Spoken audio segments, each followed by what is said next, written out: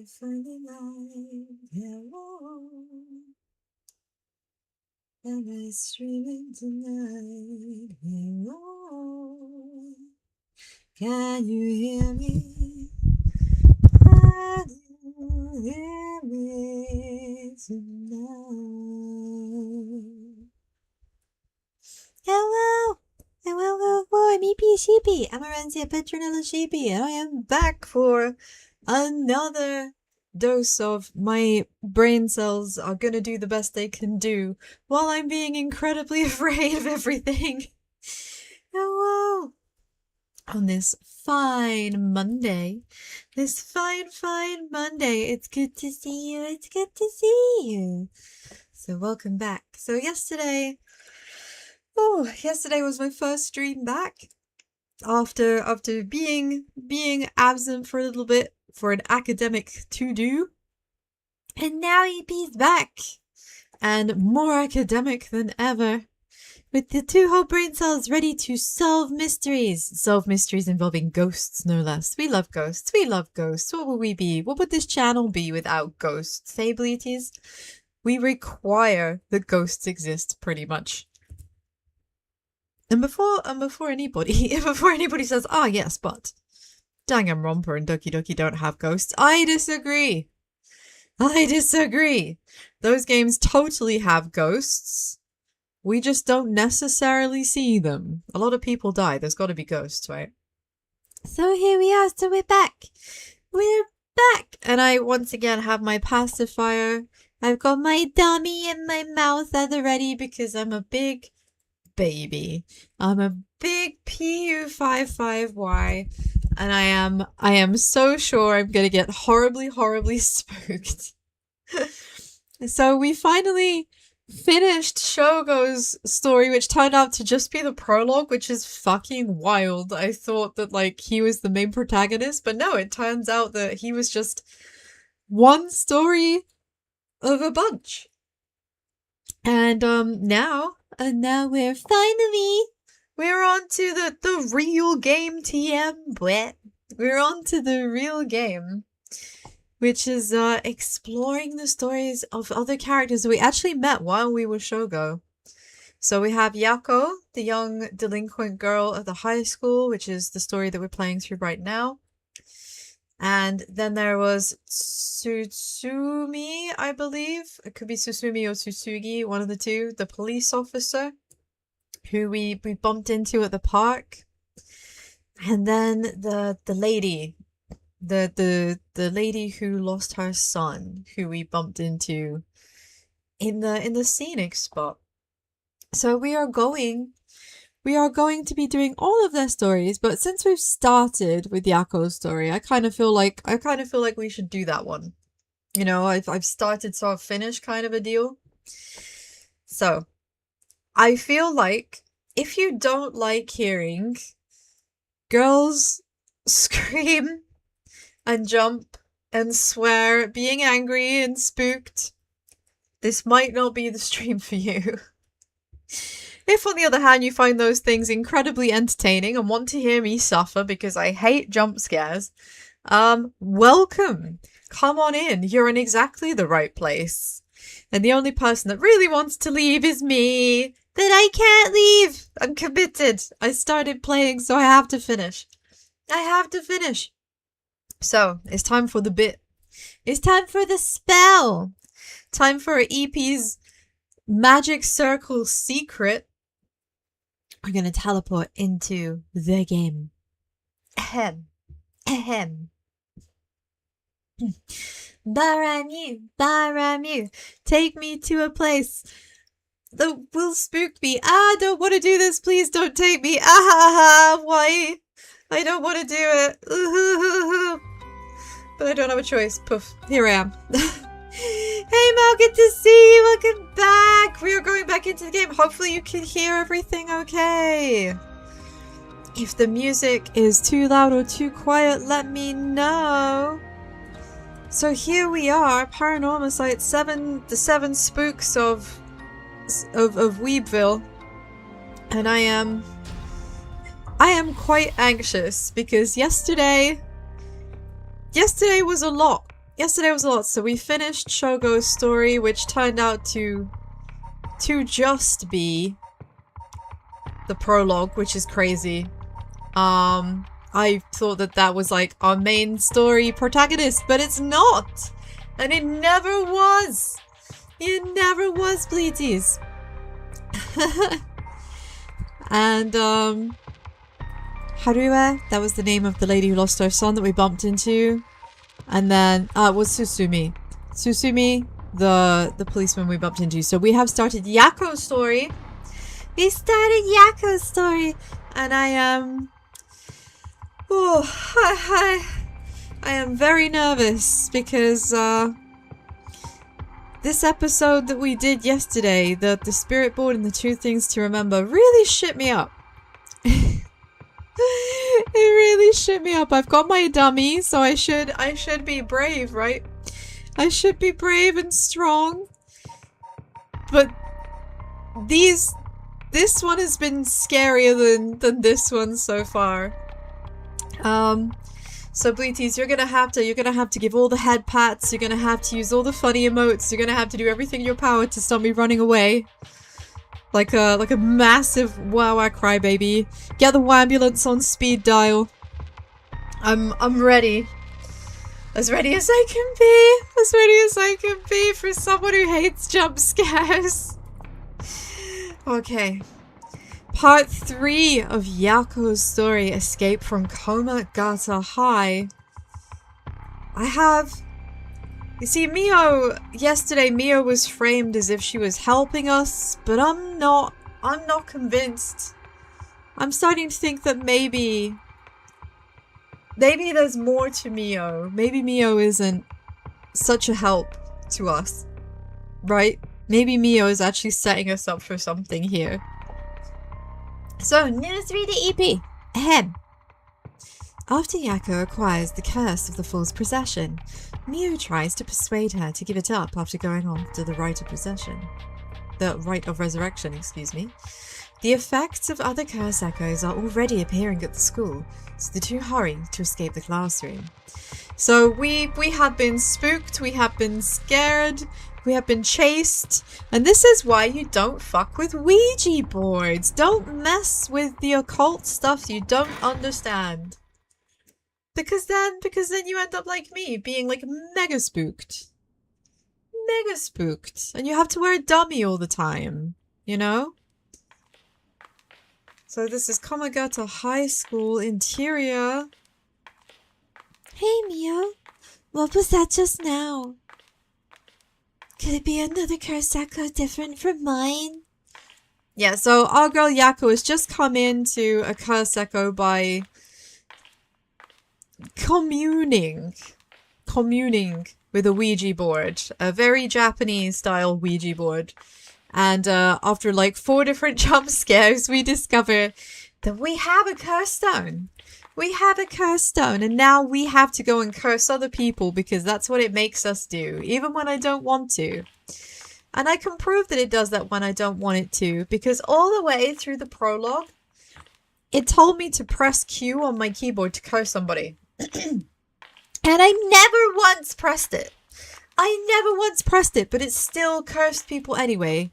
I don't think it has anything to do with my input. I think it's just automatic that when the conditions are met, it will happen. I think so, yes. We may have been discovered by another curse bearer. Oh. So we are in a school that is pitch dark, all the lights are off, it's after midnight. School's a horrible place, even when the lights are on. So Ippy's really not happy about this situation. What's wrong?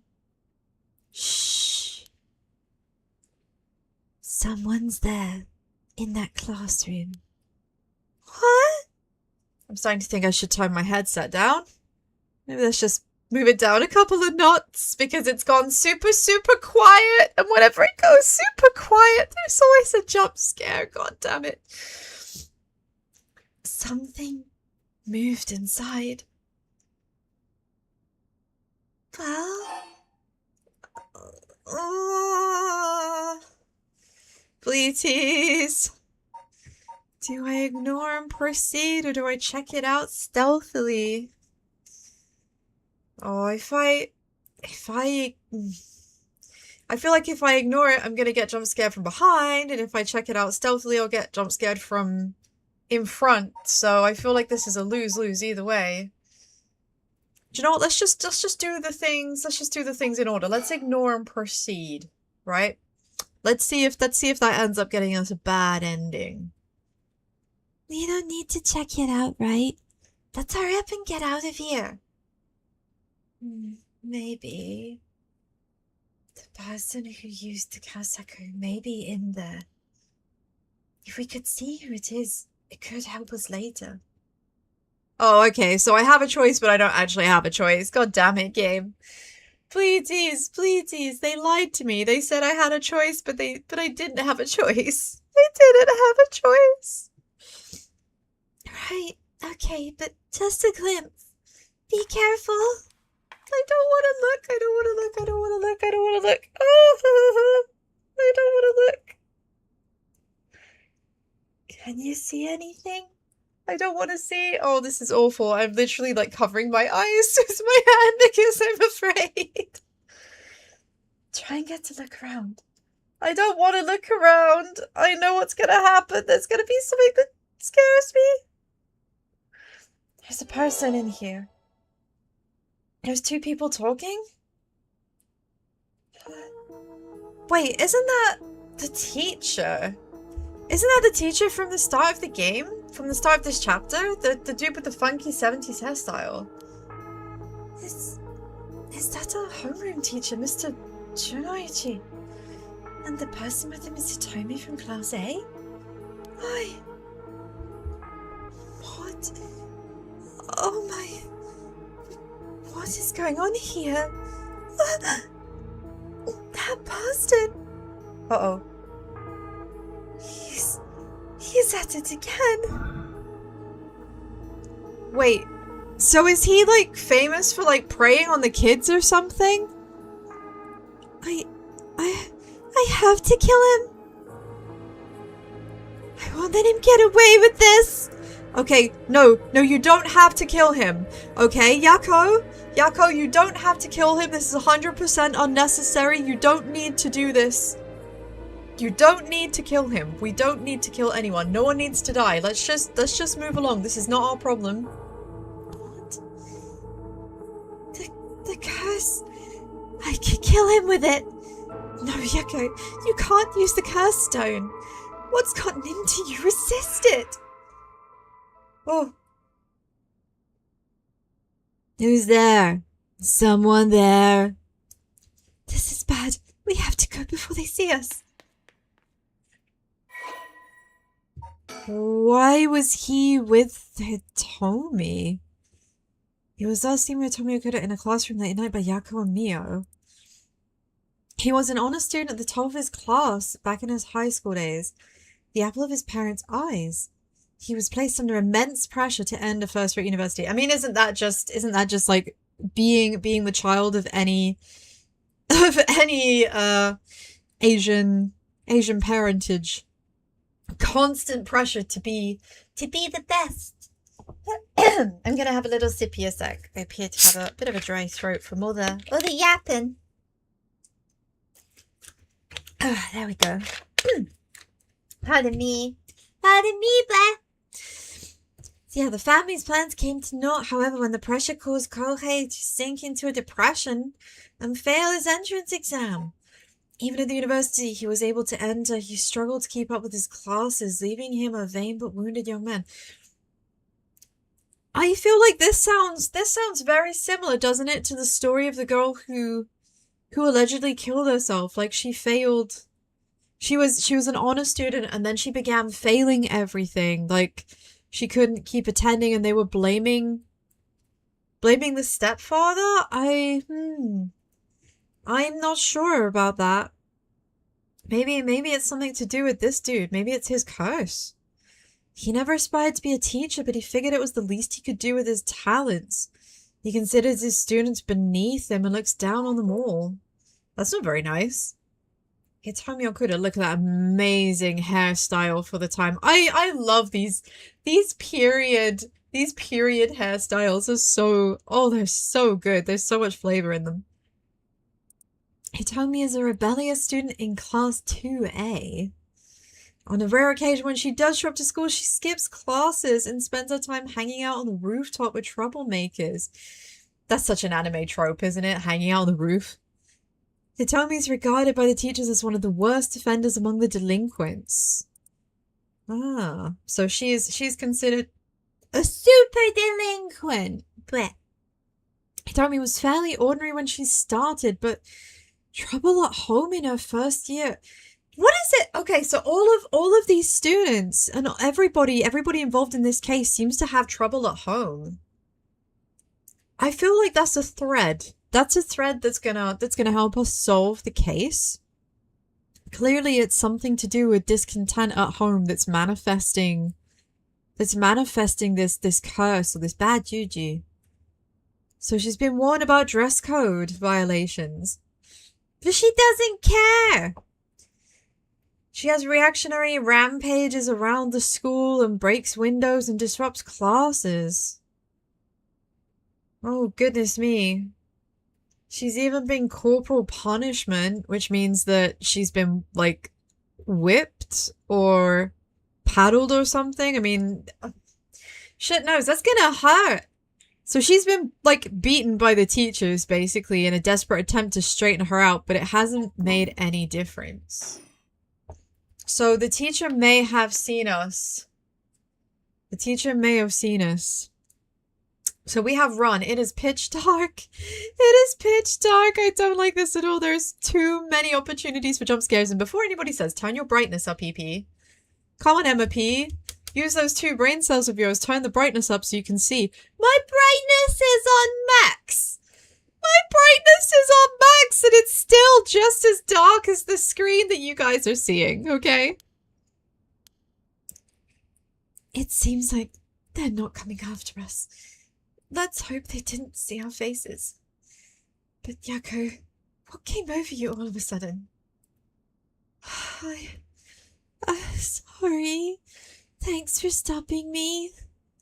It's like this uncontrollable rage suddenly welled up inside me. I wonder what's gotten into me. I can barely even remember what happened. I'm really sorry.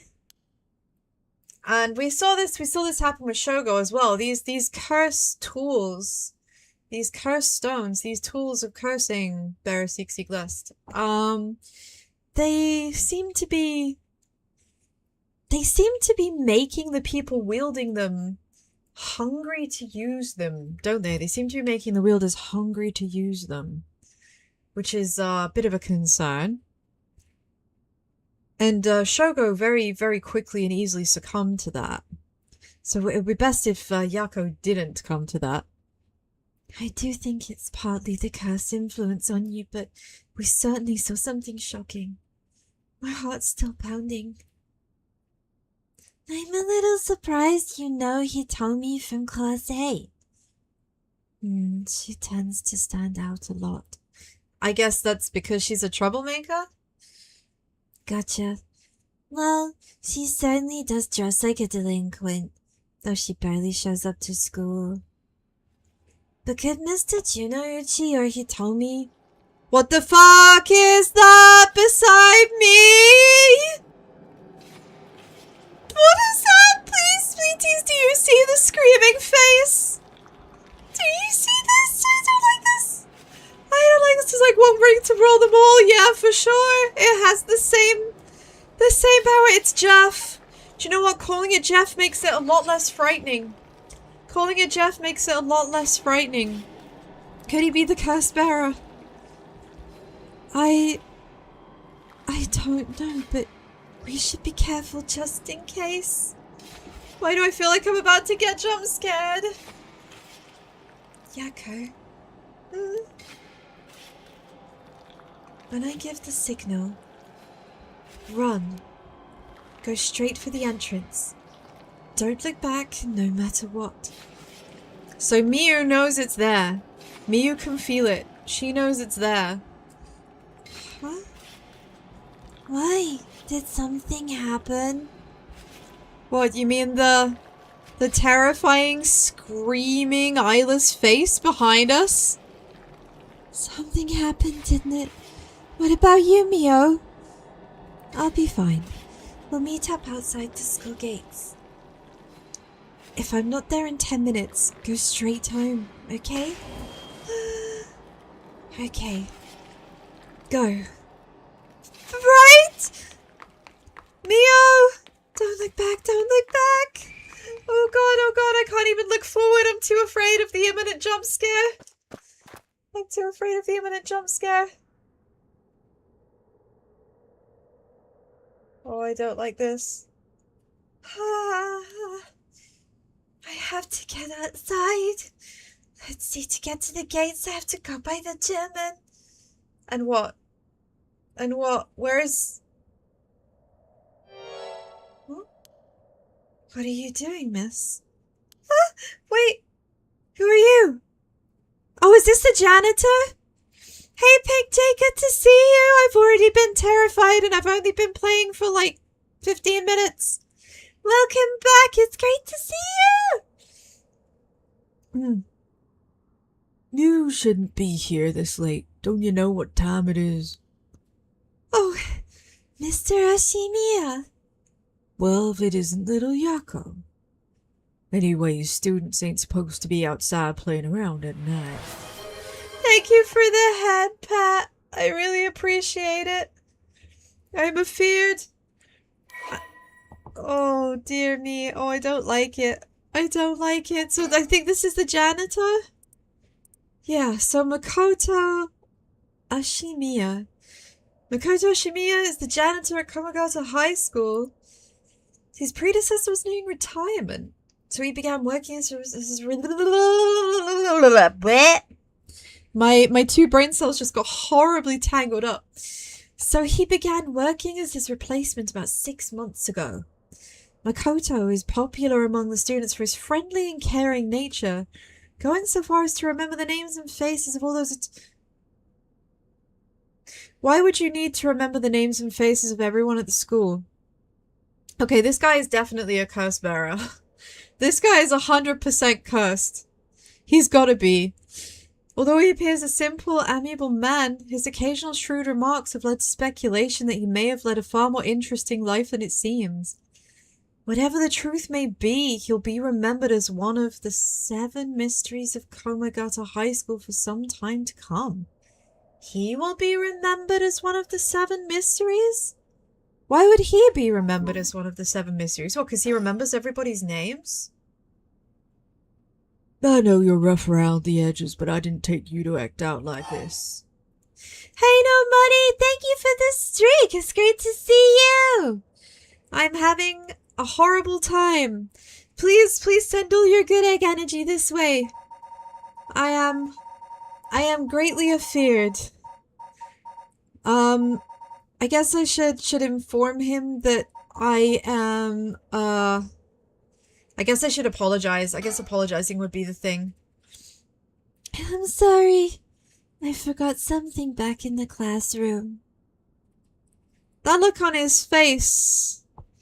The look on his face fills me with a great sense of concern. Remember what I said about him? I feel like he's a curse bearer. Why else would everybody... Why would he need to, like, remember everybody's names and faces? This guy is sus as fuck. He's so sketchy. No sass today, huh? Realize you were in the wrong, did you? Yes. Forgot something in your classroom, huh? You're a piece of work. But you don't have nothing with you. Wait. You do? What's that in your hand? Huh? This is what I forgot. I got it from my grandpa. It's really important to me. Girls these days sure have weird tastes. Well, okay. Better head straight home if you're done. I won't tell on you. No, wait. I can't let you walk home alone this late. Alright. Just wait a little. I'll hurry back and lock things up. But... What is this option that I can't see? What is this option? I guess maybe I have to die to see this? Okay, I'm worried about Mio. This is very strange. I've never seen that before. I've never seen a grayed out option before. Actually, a friend of mine is still inside. I think they'll be here soon. That's so? Who's your friend? My classmate, Mio Kurosuzu. Oh, don't die. I don't want to die. I don't want to die. I'm so scared. Ah, the transfer student. Breaking school rules already, huh? Didn't take her for the time. No, I was the one who dragged her here.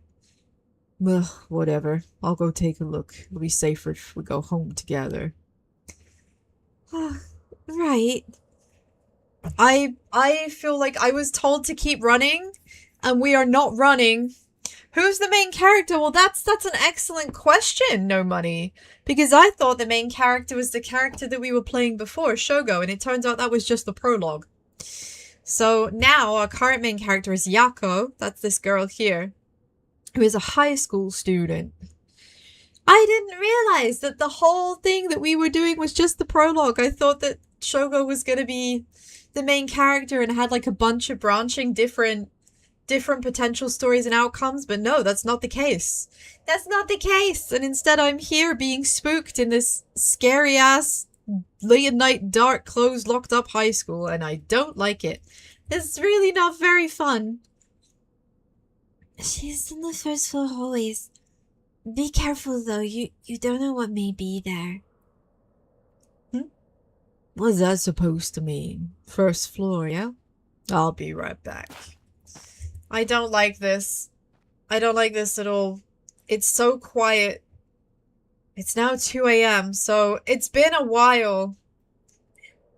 Yeah, everyone will definitely die if you make the wrong choice game. That's exactly what it is. That's exactly it. Like, I have already made several wrong choices. She's late. I've been waiting for 20 or 30 minutes, but there's no sign of her. I'm starting to get worried. I'm gonna take a look. Okay, you crazy bitch. Yakko, don't do it. Don't do it. This is like the one thing that Mio said don't do. Mio said, if I'm not out in 10 minutes, don't come back. Just go home. Yeah, time for EB to kill everyone. I have been killed by so many people already. I've already been killed so many times. I'm gonna take a look. She's doing the one thing she was told not to do. This is a recipe for disaster. This is a recipe for disaster. Why would you do this? Bleh. Oh god, and it's dark. I can only hear the sound of footsteps. Oh, no, I don't like it. Mio, are you there? I'm too scared to look directly at the screen.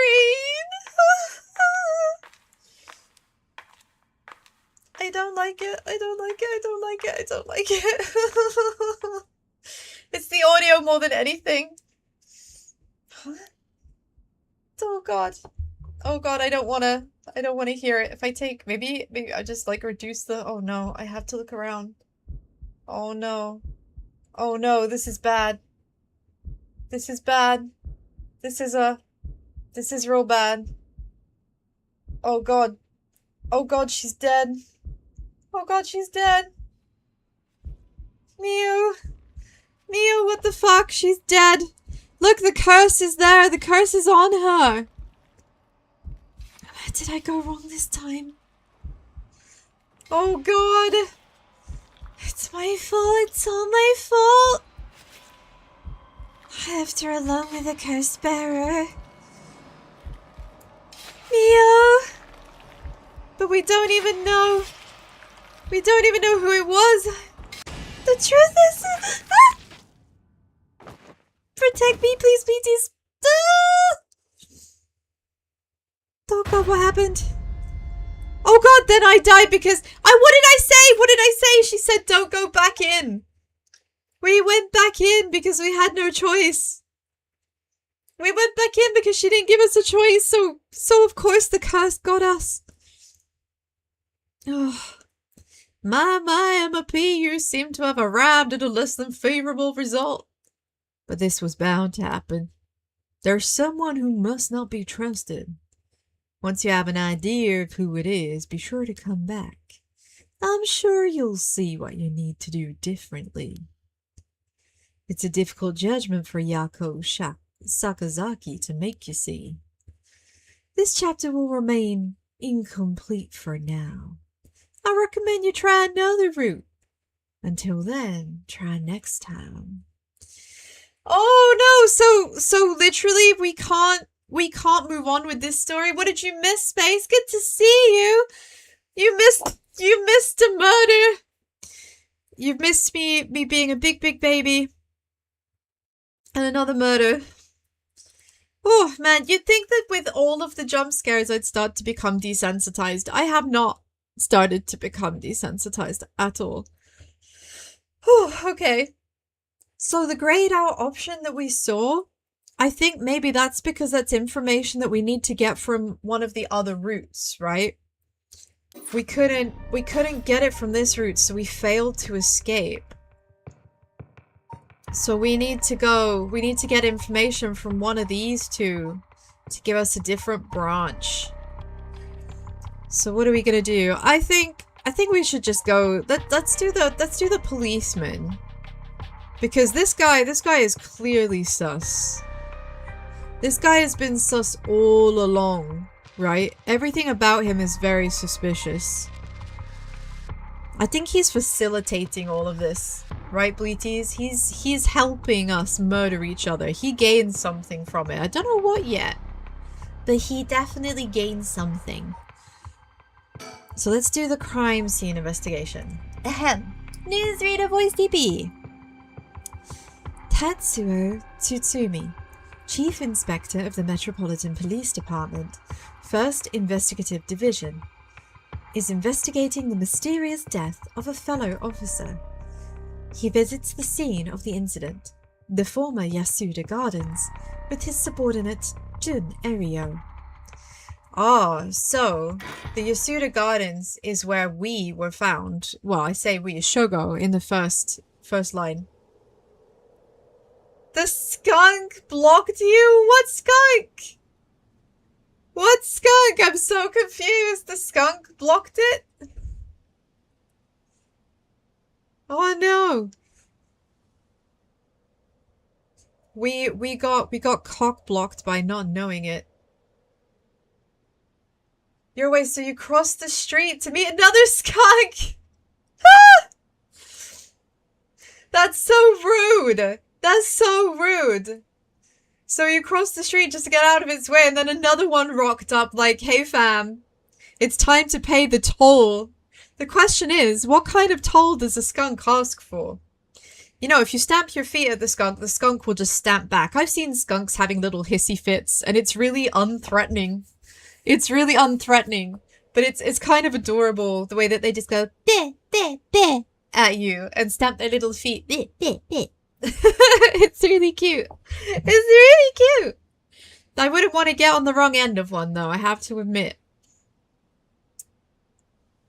Hey, boss. Forensics is all done. The crime scene is clean. Once again, we are Joey Wheeler. Don't ask why this guy has become Joey Wheeler. It's just what we're working with here. The other officers have all gone home. It's just us now. Time to make out voraciously. The park should be able to open back up tomorrow like nothing ever happened. I doubt I'll get many visitors after everything that's happened. You'd be surprised. A lot of people love that kind of thing. I bet they'll be lining up to get in. Occult stuff is really popular right now. Did you know that, boss? Your brother got sprayed by one? Oh, that, yeah, that's the definitive what I meant by the wrong end of a skunk. That's real unlucky. That's real unlucky. Is he still trying to scrub away the smell? Like, he was sprayed 10 years ago, but he's still trying to scrub away the smell. There's no getting rid of it. They told me lemon juice helps. But I just squirted myself in the eyes with the lemon juice, and now I'm blind, too. So now I stink and I can't see. When will my suffering end? It was a couple of years ago, so he's definitely still trying to scrub the scent away then. Sounds stupid. Well, it's not exactly rooted in science, but if ghosts really did exist, we could just ask them who the perp is. Somehow I doubt it'd be that simple. Oh, the kissy pouty face again. Wah. Ah, but you know, I've heard that high school girls are really into this spirit board thing these days. And he'd know, because he's really into high school girls. Supposedly, you can call on spirits and talk to them using a board with letters on it. Wouldn't that be something? You can try it out yourself if you're so interested. Hey, that's not a bad idea. Let's give it a go sometime, boss. What now? Stop messing around. You really think we're gonna solve this case by moving a coin across a scrap of paper? Why has he got this pouty face, man? Like, why does he always look like he's puckering up to kiss him? Maybe he's in love with his boss. Maybe he's in love with his boss. Sounds like you know all about it. We gotta be open-minded. What if that's how police work's gonna be from now on? I don't think it will be. I seem to remember, like, in the olden days, there was a bunch of TV shows about, like, psychics solving murders, like, based loosely on true events. But, yeah, I don't know. I'm not saying I don't believe in it. I'm just skeptical. Don't make me laugh. Listen up, Erio. You can't go blaming the death of your buddy on something like the occult. I mean, he can, and it looks like he very much is. I don't care if it was ghosts or the occult or whatever. Whoever or whatever it was that did this, I'll get him. I promise you that. So I'm starting to go Swedish now. I don't know what's going on with my voice. Well, you got the right attitude, but we don't even know if it's a murder yet. Biases weaken our judgment. Get too fixated on one thing and you stop seeing everything else. Aye aye, boss. So, now that we've finished the investigating the scene, let's review what we know. Now? It's getting late. I figured we'd head straight home from here. Man, they have such expressive faces, though. I kind of love it. Don't you, Bleeties? Like, they're so emotive. Come on! We've got to go over all the info we gathered. What better place to do it than here at the scene of the crime, where we can soak up the atmosphere? So is that what they were doing when we found Shogo? Well, when we found them with Shogo, I guess they were soaking up the atmosphere. Soak up the atmosphere? What the hell is to soak up? You must be really into this occult stuff if you get off on being in a place like this. Wait, you mean being somewhere like this doesn't get your blood pumping? No way! No, I've got to be honest, Bleeties. I'm with the boss man. Being in a scary, empty crime scene in the dark at night when it's very, very quiet absolutely doesn't get my blood pumping. That desperately makes me want to run the fuck home. No, don't turn this around on me. I'm not the weird one here, cripes. Fine, let's get this over with. Aye aye, boss. So let's look around. Yep. So we found Shogo's body, like, in a bush, I think. The music is very unsettling. I hate it. Thank you. I hate it. The former Yasuda garden skier in Yokohama Ichome were originally built as part of a daimyo's estate back in the Edo period. The park became city property a number of years ago and underwent extensive renovations. There's not a soul around this time of night. Quiet doesn't even begin to describe it. Yeah, we've gone beyond quiet, smashed through the other side. Now it's just very unsettling. Let's look at the pond.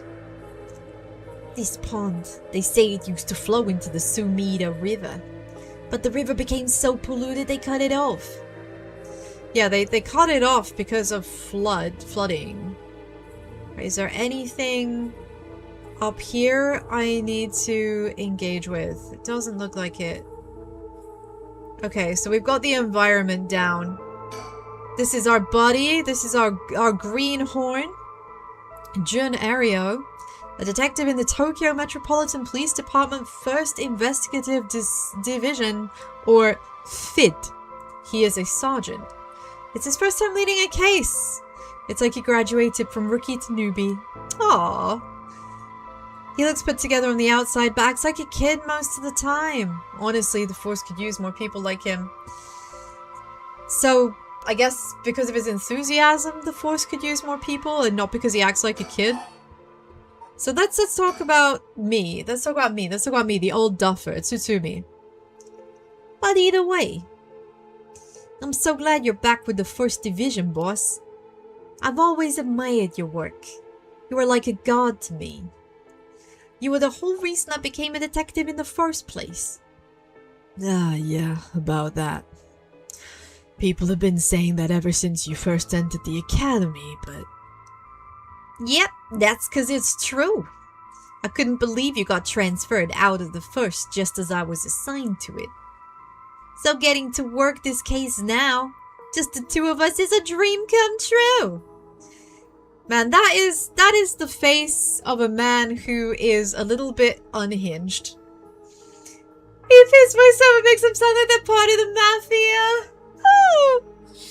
I don't know, I was just looking for voices and the first thing that came to my mind was like Joey Wheeler and Joey Wheeler age 94. I know it's really bad, but I'm committed now. I'm committed, I have to stick with it. I've got this far. Happy as I am to hear that, Yeah, just the two of us, right? This is what I mean. Just the two of us. I feel like this dude, I feel like Erio is low-key in love with Tsustumi. Like, he keeps making kissy-pouty faces at him and talking, like, gassing him up real hard. Like, fully blowing smoke up his ass. I really think that he is in love with his boss. Well, how should I put it? What is it? If that's true, I'm not sure you've been showing me the appropriate amount of respect. Huh? But I do respect you. Don't tell me you're going senile, boss. That's exactly what I'm talking about. When you run your mouth like that. I guess basically because, we're not using formal enough language. It's getting late. You must be sleepy. Don't worry, boss. I'll make sure we get out of here soon. Yeah, I get it. Just the two of us. We can make it if we try. Just the two of us. You and I. Yeah, I keep worrying that something is just like gonna appear, you know. This game has got me like really on edge. Let's talk about me some more. I've been wowed by your shrewd detecting abilities all day today. Oh, really? Funny, I've been wowed by you too. Get a room! These guys clearly are just desperately in love. I feel like when he said that he's been wowed by us though, like wowed by Erio, he doesn't mean that in a polite way. He's like, yeah, you've been real stunning. So let's talk about the case. This is what we wanted to talk about, right? So, early in the morning yesterday, A staff member found a victim collapsed here in the park and called the police when they realized he was dead. Oh, it's okay. Bro was only a thug anyway. He was just a delinquent dude. Look, he's got like the quiff hair and the gold chain. It's alright. The Japan police department was probably like applauding whatever happened.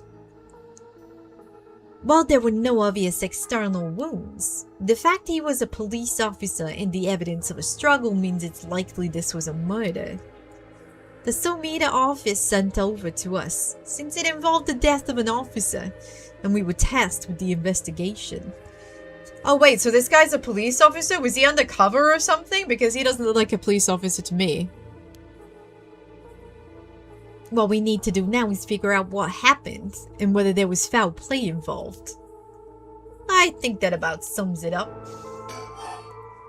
Oh, so now we have more to say. Alright, so about the victim. The victim is Hajime Yoshimi of the Juvenile Division of Sumida City Community Safety Bureau. 27 years old. Single.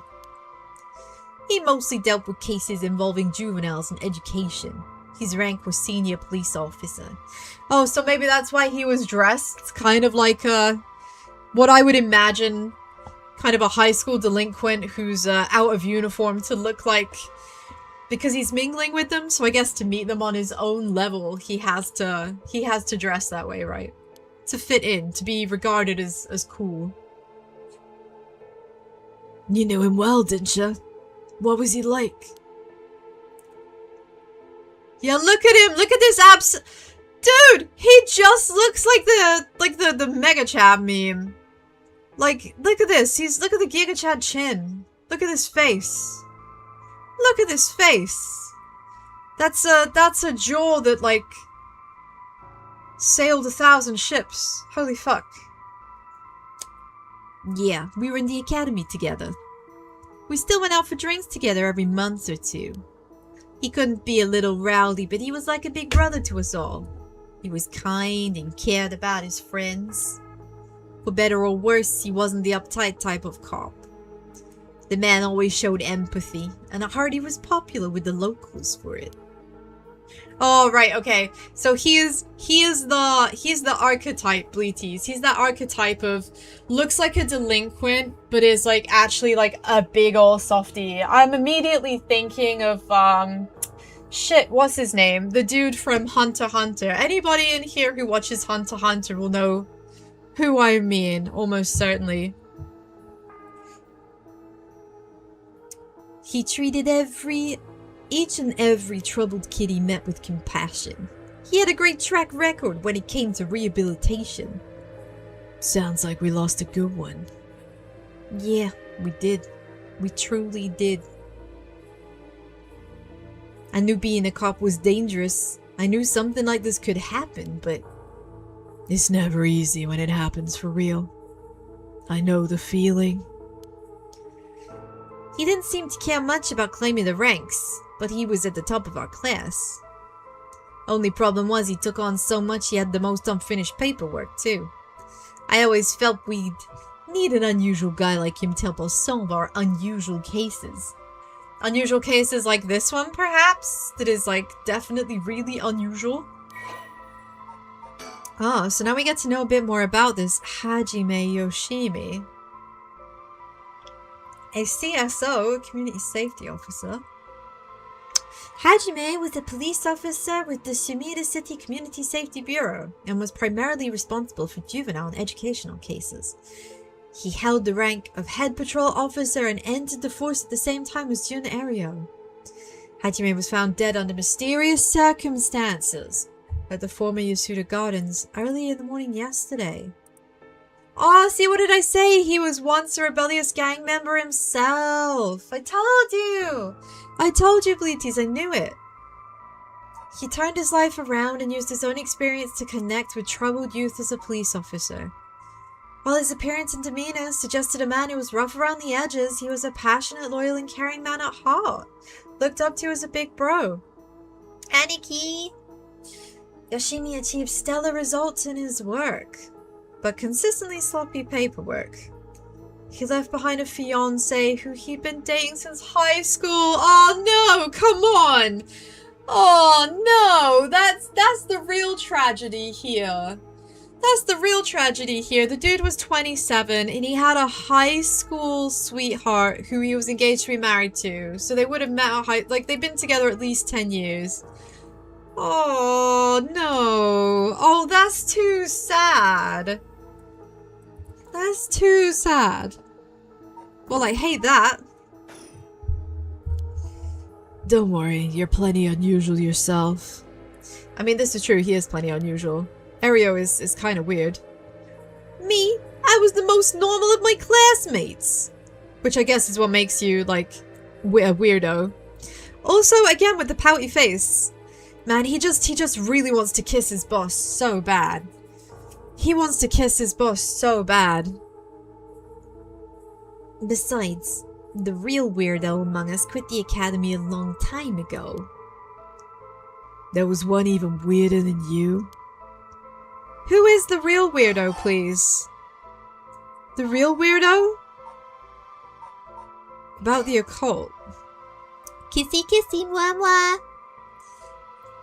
So all this occult stuff, you heard about it, boss? What are you talking about? This rite of resurrection thing that everyone's talking about. Oh, not you two. I've been hearing about that shit everywhere. Oh, you have? That's surprising. Mwah, give me a kiss. Man, he just makes so many kissy faces at his boss. I just feel like he really wants it.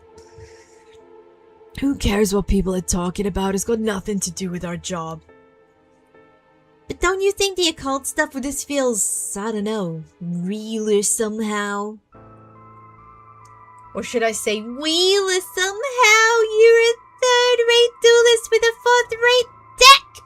Wheeler! The whole thing started right here in Honjo in Sumida City, so I thought that maybe... Cut it out. Nothing good can come of getting involved with that rite or whatever it is.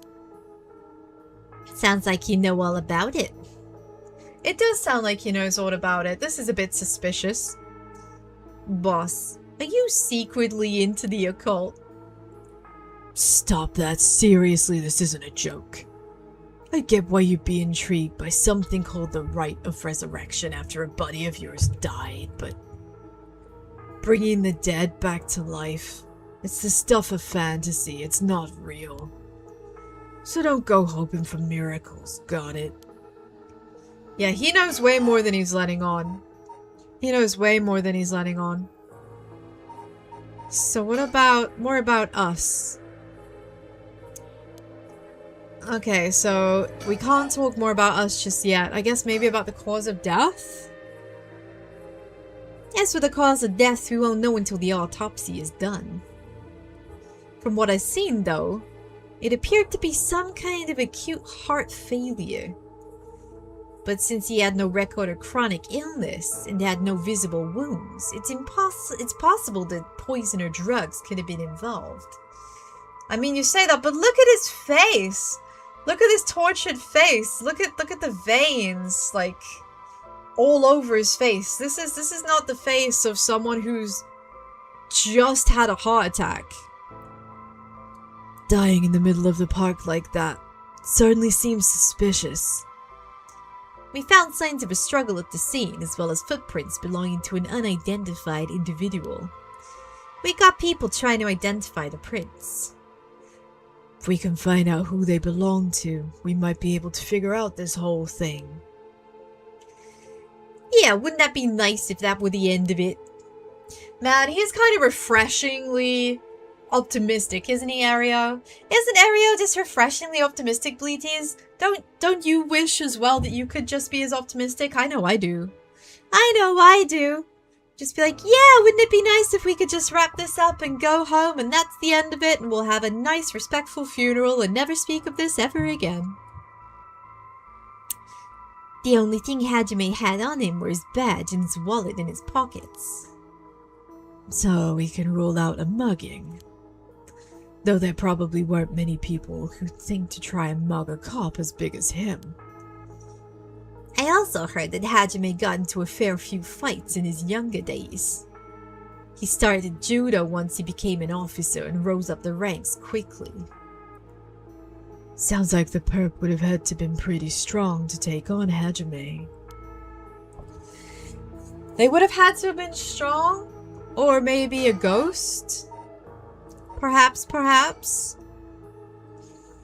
But, boss, Yeah? is this case really important enough to assign someone from the investigation division? I mean, a friend of mine died, so it's important to me, but... It's all up to the higher-ups. I'm sure they got their reasons. That makes me think that maybe one of the higher-ups knows something about the spooks. Maybe one of the higher-ups is a curse. A cursed stone wielder, Bleaties. Maybe someone somewhere already knows. Boss, you know something, don't you? It'll all become clear in time. Try not to worry about it too much.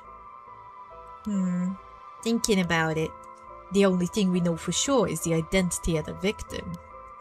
That means there must have been something special about him, right?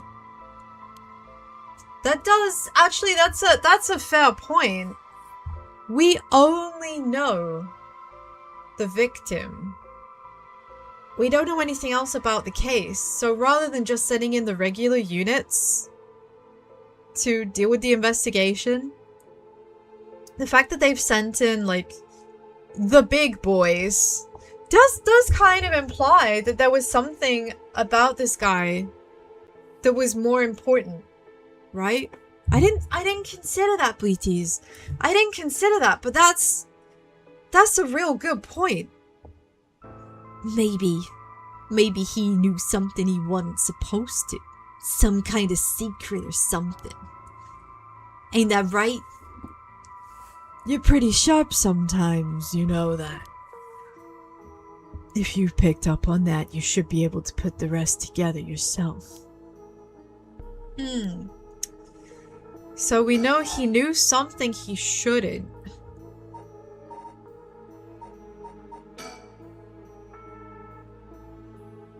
But the question, Bleat, is... what did he know that he shouldn't? Was it to do with the curse stones? Or was it something else? I'm really not sure at this point. Did he know something about one of the top brass, maybe? Time of death was around 11 PM 2 days ago. Outside of the park's operating hours, of course. His body was found early in the morning yesterday. 11 p.m. the day before yesterday. What was Hajime doing out here at that time in the first place? That's the question, isn't it? The entrance to the park is closed after hours, but there's a small gate. It's fairly easy to get through if you want to. That would of course be breaking and entering, but what do you think, boss? I mean, it's possible that someone called him here. It's also possible that he came to hide something, but I feel as a police officer, it's more likely that he come because he was asked to. It's hard to imagine a cop like Hajime would trespass for no reason. And since it seems like someone else was here with him, could they have called him here? Ah, that does seem likely. They must have been talking about something pretty sensitive to come here in the middle of the night. So, Hajime met someone here to discuss something in secret.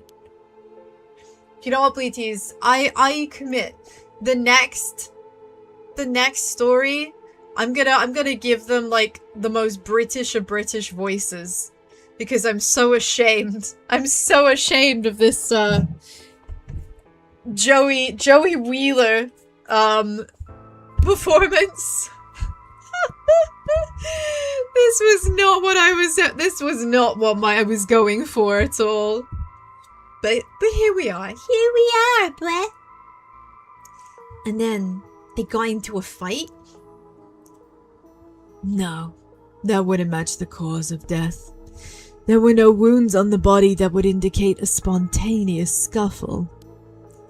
The perp must have planned something. Then you think he was meditated? But that would mean they called him to the park with the intent of killing him? I like that little bloom, like a light bulb just switched on over Erio's head. Well, there's still the possibility that it was just some kind of accident. Maybe the perp tried to threaten Hajime and things went south from there. We should be able to get a clearer picture once we know what killed him. Right. But we don't know what killed him yet. Hajime was quite the bad boy in school, apparently. He ended up with the police a lot. You know, in different contexts, that could be one of the most Rule 34 things I've ever heard uttered in a vanilla situation. He said the officer in charge was good to him, helped him get back on track. Yeah, this isn't helping. The reason he wanted to become a cop was to pay his kindness forward. Said it was the first time he ever took his studies seriously. It's a good story. Love that kind of thing. Makes me want to have a drink in his honor. Please don't make fun of my dead friend. Hey, I said in his honor. You should aspire to become some kind of cop that people miss when they die in the field. You say that like it's a sure thing I'll die. Besides, if I end up biting it, I'm sure you'll be the one who misses me most, boss. Man, he really just wants to make out with him. He is so in love with Tsustumi. Oh, come on, don't be like that. You'll hurt morale. Well, I guess how much I'll miss you depends on how this investigation goes. I can already see it. Erio! No! Why'd you have to go and get yourself killed?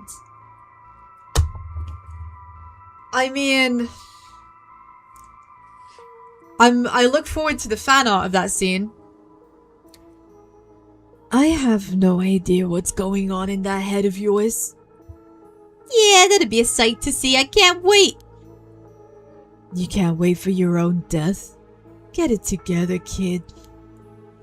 I mean, yeah, being in a hurry to die just so that, like, you can manifest your boss screaming to the heavens about your loss. It's definitely not the scene I was aiming for. Hey, Miles, good to see you. Hope you're having a wonderful day. Here getting spooked by spooky things. With terrible voice acting. That is to say, my own voice acting. Sheesh, you really are something. Thank you. So, we still haven't managed to exhaust these yet. Can we finally talk to him about his detective work? No. What about the case then? Well, it is our duty to get to the bottom of a suspicious death. Your day has begun now! Good morning, good morning. Ah, what a wonderful start to the day. A small sheep being jump scared by a game that's not supposed to be that frightening. Sure beats eating Weetabix. Good morning, good morning. We slept the whole night through. Good morning to you. Well, it's our duty to get to the bottom of a mysterious death, especially one involving an officer.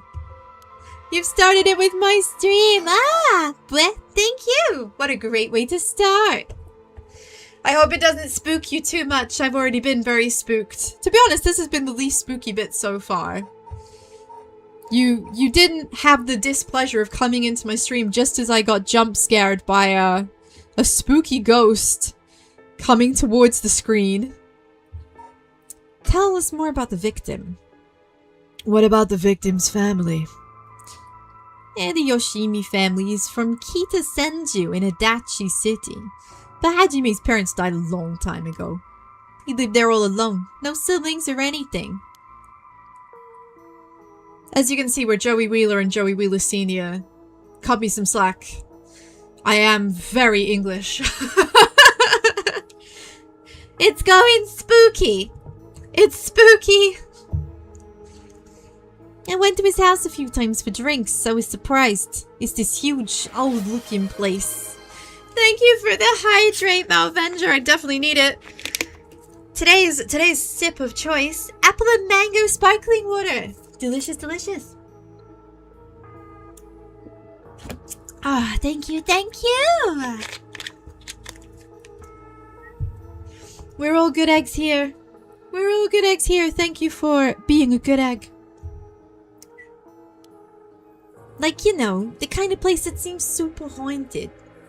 So it seems super haunted. So this guy was... Right. Okay, so I think we can deduce from this conversation that guy was almost certainly a curse bearer, seek lest. And our man here, Tsustumi, is very likely also a curse bearer already. And if not already, soon. Soon. You're streaming at this time. Maybe I have a different time zone. Aw, thank you, Space. Yeah, my time zone is I'm in the UK. So right now, here in the UK, it is 6 minutes past 1 in the afternoon. So you are time traveling by being in my stream. You are time traveling. You have come to the future. Marty McFly would be envious. Because you didn't need to travel at 80 miles an hour and nearly get yourself killed. You just needed to log into Twitch. And click on the cute sheep. Emma P. That's me. After a long time, you're on a UK stream! Welcome back, Blair.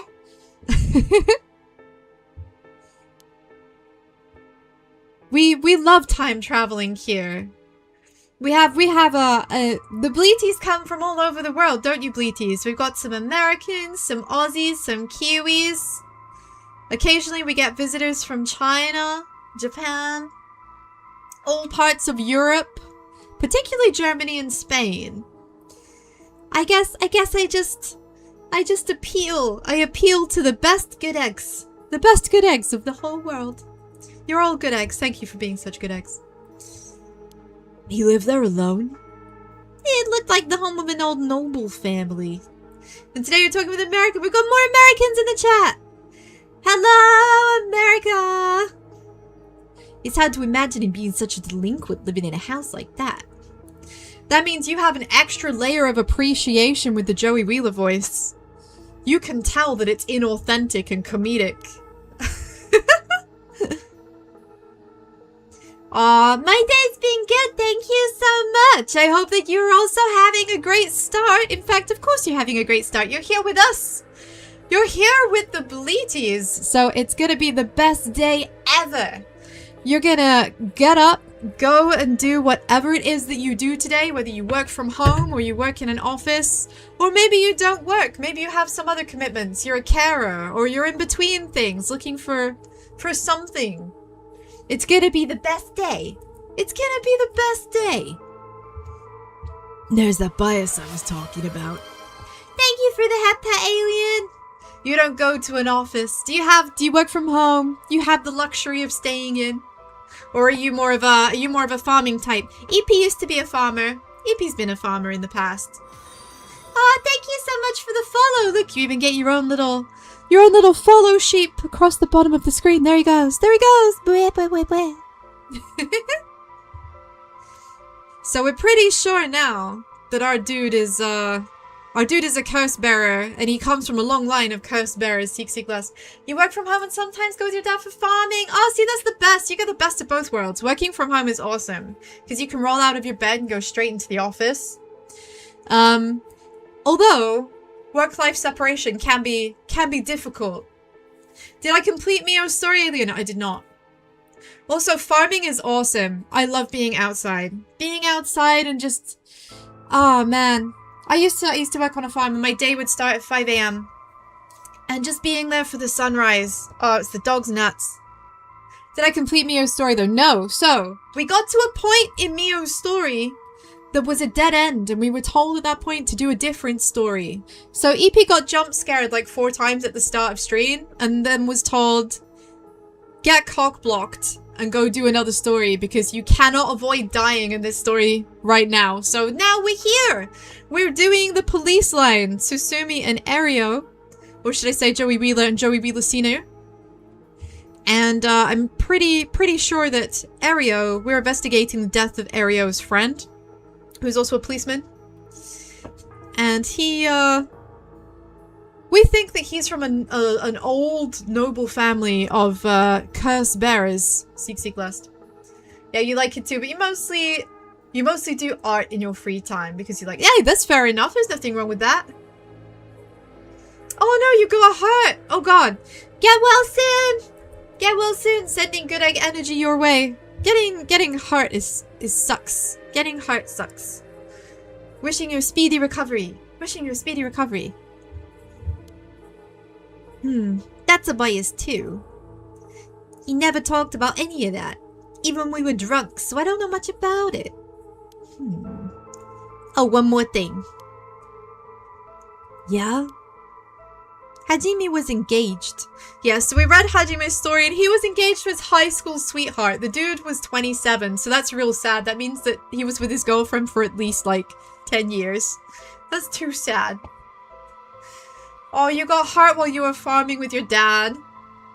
Well, in that case, you need to make sure that your dad is like waiting on you hand and foot, bringing you like tea and coffee and like fluffing your pillows, like, cause you know, as this is, you know, I did this helping you, so now you can help me recover, right? That's definitely how it's gonna work. He'd been seeing his fiancée ever since they were in school. Oh, thank you for your sub. I really appreciate it. Thank you, thank you. You can catch the VODs over there. That's where they all get unceremoniously dumped. Inappropriate folders, but I still need to to actually bother to make nice thumbnails instead of letting YouTube do that for me. It's really bad. Yeah, it's just 2 more days. Fingers crossed. I'm hoping it will be less than that. Over 10 years. What did I say? Over 10 years they've been together, man. That's so sad. They just started talking about getting married. What was her name again? She showed me a picture once. She was a beautiful woman. Oh no. Guys, Bleaties, I've just had a realization. Aw, Alien, thank you for gifting a sub. That's so sweet. Thank you, thank you. We just realized. So, maybe the beautiful woman, remember the woman who is a curse bearer? Who got us a sugar, right? She set the fire dude on us. Her son died when he was small. Maybe that's them. Maybe it's her. Oh, that's so. How terrible for her. At the lake, yeah, exactly. But she may know if there's anything going on with him lately. We should speak to her. Yeah, his fiancée may have been his only confidant. I'm sure someone at the Sumida Police Department already contacted her. I'll look into it tomorrow. So, it's possible. Are we able to ask him? Oh, yes! Look, the kissy face again! What? He so wants to make out with his boss. Like, dude, why? Can we just be professional, Erio? I appreciate that you're obsessed with your boss, but come on, not on duty, please. On the topic of family, what's yours like, boss? Oh, see, now we're getting personal. The hell is wrong with you? Prying into my personal life all of a sudden. It's just, I never heard you talk about them or anything. Oh. Are you single? Shut it. That's none of your business. Okay, he's definitely not married then. Damn, maybe this guy's onto something. Maybe this dude, maybe he is more interested in, the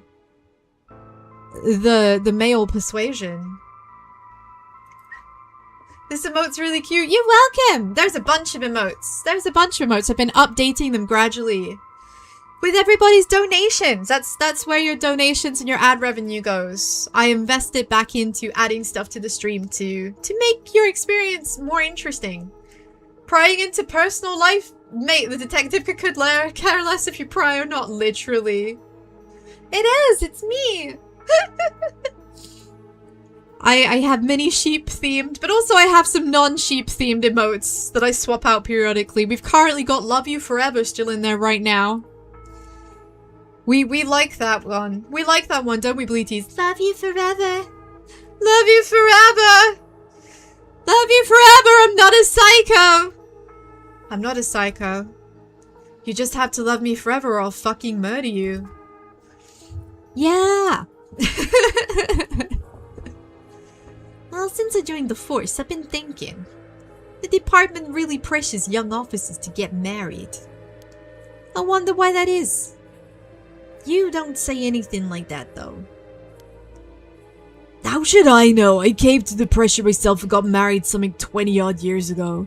Okay, so he was married. Okay. He was married, but now he's not married. I'm guessing it ended in a messy divorce twice, perhaps. You know, it's kind of a trope, isn't it? In like 70s and 80s cop shows that like policemen and detectives often end up being like twice divorced because they're married to their jobs. Isn't that right, Bleaties? You get married to your job. You got some urgent work. Oh, good luck. Have a wonderful day. You're gonna have the best day ever. Thank you for stopping by. Oh, thank you so much. It's great to have you. So we've done it. We've found out that he was married and now he's not. That's this does seem like a bit like prying. Welcome, thank you. The VODs will always be on YouTube, so even if the stream times are antisocial, you can always catch the VODs later. To hear me being brain dead, because that's what I do best. My 2 brain cells can only manage so much. God, you're so relentless. She took our daughter and left 4 years ago. Thanks for reminding me.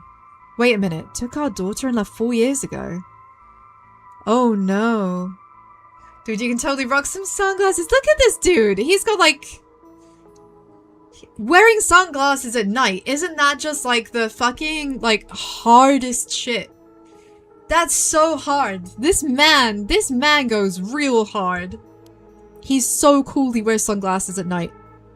Oh, I'm sorry. I can't believe she'd give up a guy like you. Yeah, because Erio's like, I'd never give you up, boss. I'd never give you up. I'd wash your hair and make sure your back is scrubbed. I'd get you breakfast. I'd get you French toast and coffee every morning. I'd love you like she can't.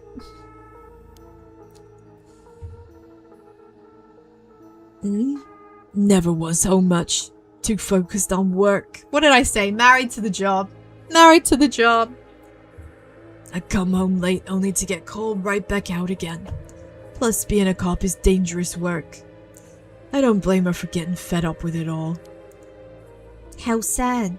Especially when you're out here putting your life on the line. Oh, is that why you transferred out of first? I guess that is why, because of his, well, maybe not his wife, but perhaps his child. It was already too late by then. You better be careful, Erio. You say that, but there's not much I can do, is there? That's the nature of our job. There ain't many who can really understand it. Not unless they're involved with police work themselves or related to someone who is. But wait, you have a daughter, boss? You really think I want to talk about her after all that? Have some sense, man. I mean, yeah, I do feel like after talking about something so depressing, maybe we shouldn't... maybe we shouldn't start prying about the daughter he probably hasn't seen for 4 years. That seems a bit callous, doesn't it? Come on, I promise I don't mean this the way it sounds, but how old is she? I mean, what do you mean the way it sounds? What do you mean the way it sounds? What does that mean? Jeez, you don't know when to quit, do ya? At least try not to look so intrigued. She's Well, a bit rough around the edges. I think most men are intimidated by her. Wait, Bleaties, I bet his daughter is the girl in class 2A that was, like, being, like, I don't know, bullied, groomed, molested? I don't even know what was going on, but with the teacher in the homeroom, right? The homeroom teacher. I bet that's his daughter. I bet she's the delinquent. Last I heard, she's living by herself and going to college.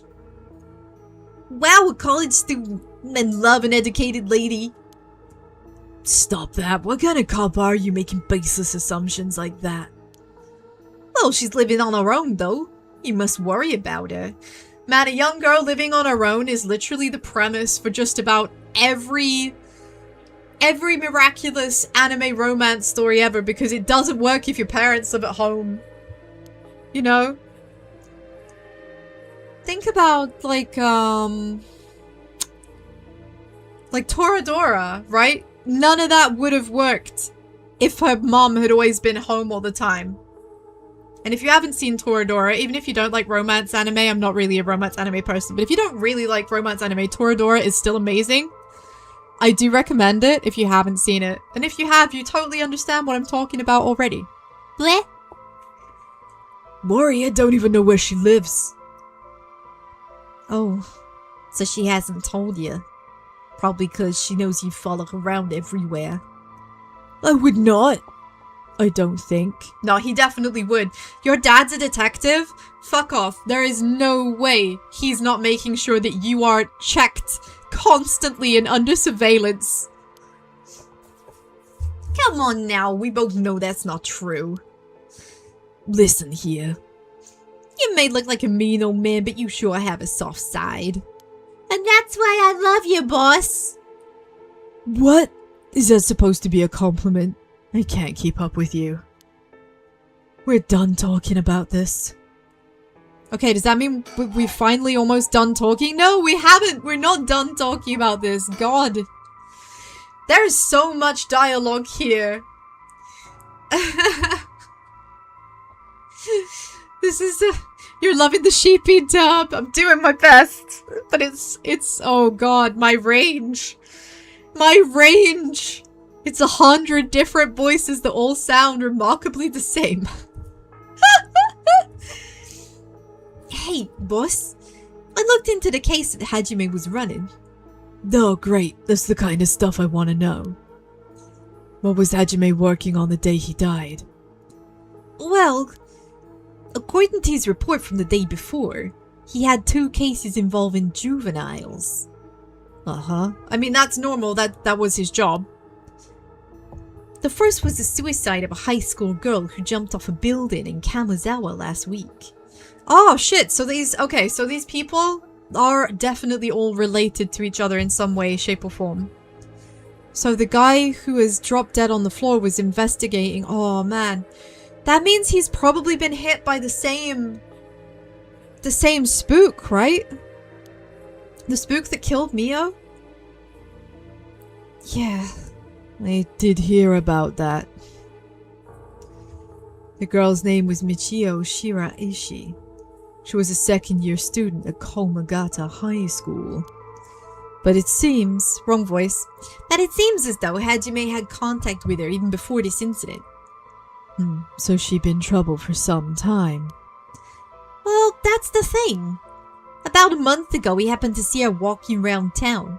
She looked upset, so he struck up a conversation with her. He was sure something was bothering her, but she wouldn't tell him what. Must have been trouble at home. Everyone at the school, all of the high school kids and everything, they all have trouble at home. They all have trouble at home. It's like, it's cool and trendy to have, broken parents. Kissy kissy moi? But that's what he thought too. It seems he visited her home and spoke to her parents, but they said there was no problem, so there was nothing he could do. And now she's dead. Then it's possible he could have prevented her suicide then. He must have been devastated. And that's why he was looking into this Michio Shiraishi again. He must have thought something terrible had happened and drove her to end her life. But ultimately, he never reported the findings of his investigation. Well, wasn't that just because he was like really bad at doing paperwork? Wasn't that it? Because he was really behind on it all the time? I see. And you're thinking it might have had something to do with his death? We'll have to find out what it is Hajime discovered. Right. Right! Let's check with the Sumida Police Department about that tomorrow.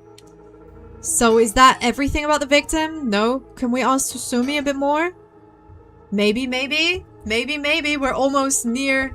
We're almost at the end of the, like, the slowest bit, the scene setting bit.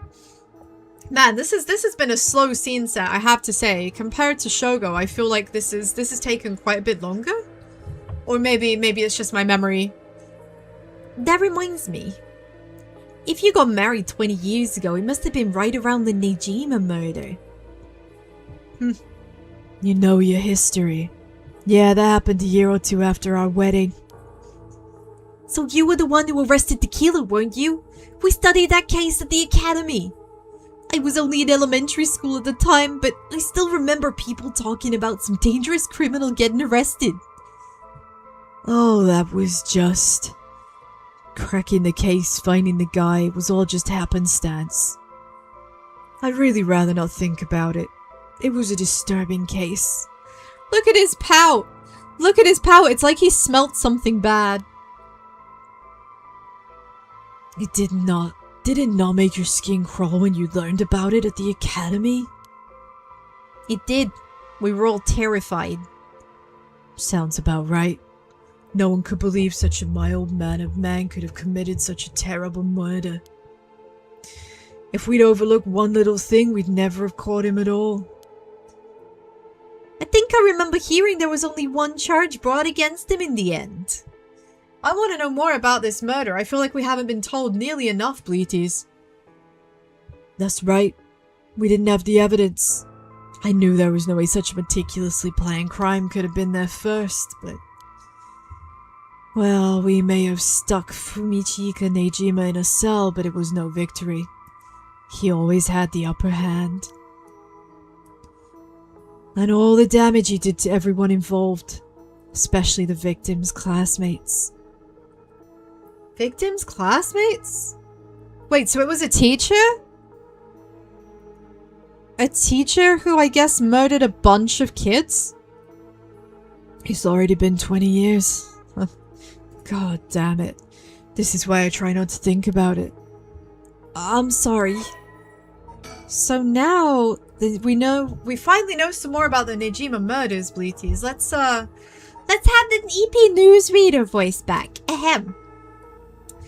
A notorious case from over 2 decades ago involving the murder of a female high school student. It first came to the attention of the authorities when part of a human left hand was discovered floating in the Sumida River. Testing revealed it to belong to a missing female high school student. As it happened to have been severed deliberately, the police launched a murder investigation. A large-scale search of the river was organized, but the highly polluted state of the water made this impossible. Visibility was poor, the stench was intense, and the divers quickly fell ill. They succeeded in recovering only the victim's head and what appeared to be part of her leg before the search was called off. At the time of the incident, the Sumida River was as polluted as it had ever been. Neither fish nor shellfish could survive in it, eventually causing the annual fireworks festival to be called off indefinitely. Over the course of the search, the police discovered a number of unidentified human bones. This caused a stir among the public as several other young women had gone missing in recent years in the Tokyo area, and it was feared that they may have fallen victim to the same fate.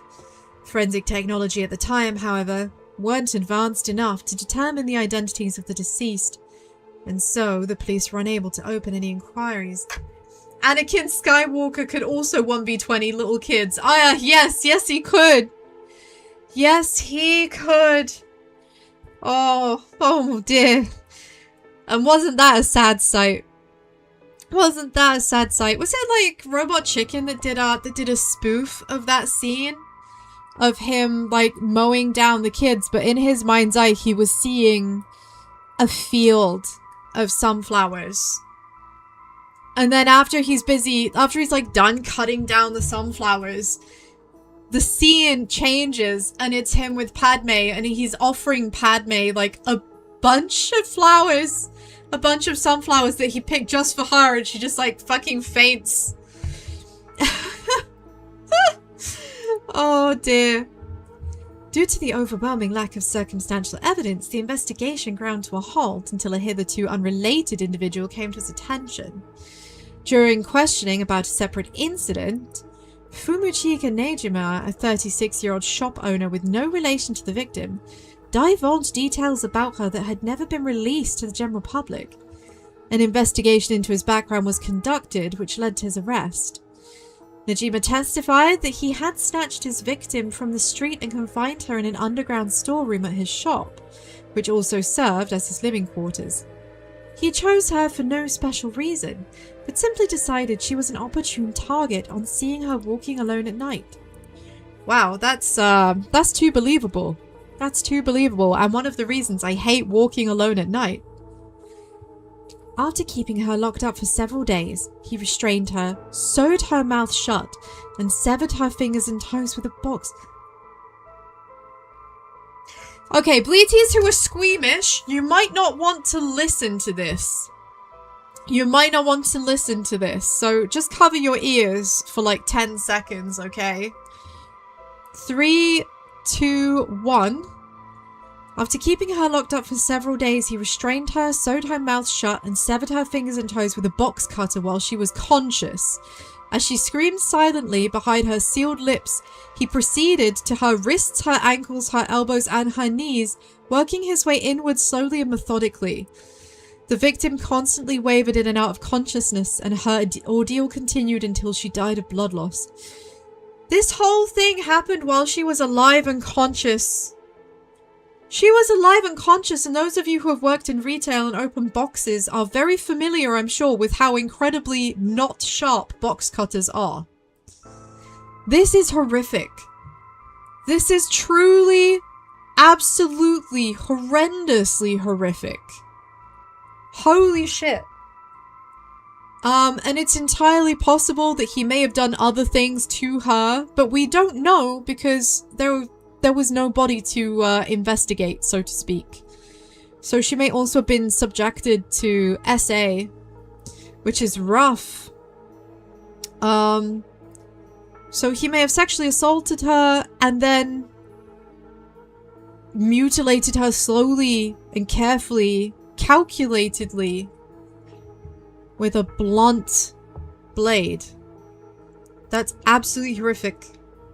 Holy shit. Nejima dismembered the rest of the body and disposed of it behind his home in the Sumida River before cleaning his storeroom and returning to his everyday routine as if nothing had happened. The brutality of his actions shocked the nation when they were reported. Once apprehended, Nejima readily divulged the details of the murder but was less willing to explain his motive. When asked, he would only break down in tears saying, "I don't know what came over me and I know it was wrong."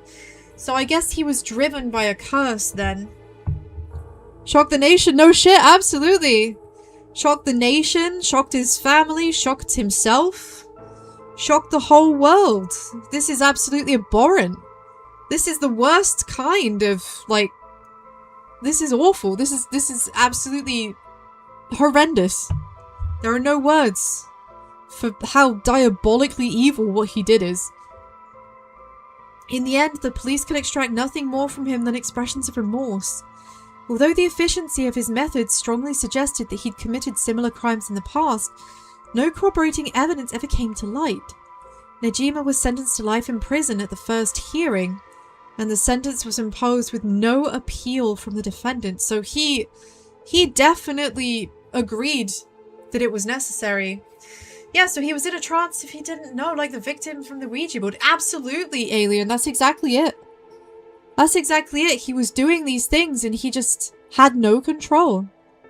He was completely bound by something. God, that is absolutely disgusting. This poor child. That poor girl, man. So what else do we know about the victim of this murder? And what was the other case he was working?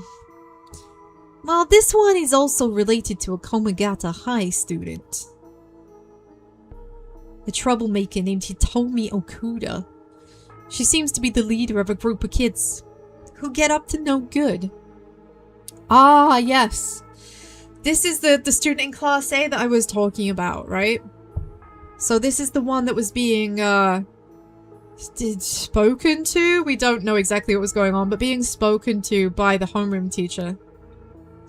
Juvenile delinquency. Fun. She was just pretty bad for a while. Multiple charges of destruction of property, assault and battery, you name it. Hajime had been working with her for about 6 months. She was finally starting to open up. Then he met the girl the day he died. Well, every school's got its problems. I'm sure he'd be worried about how she'd get on without him. Right. Just when she finally found an adult she could trust.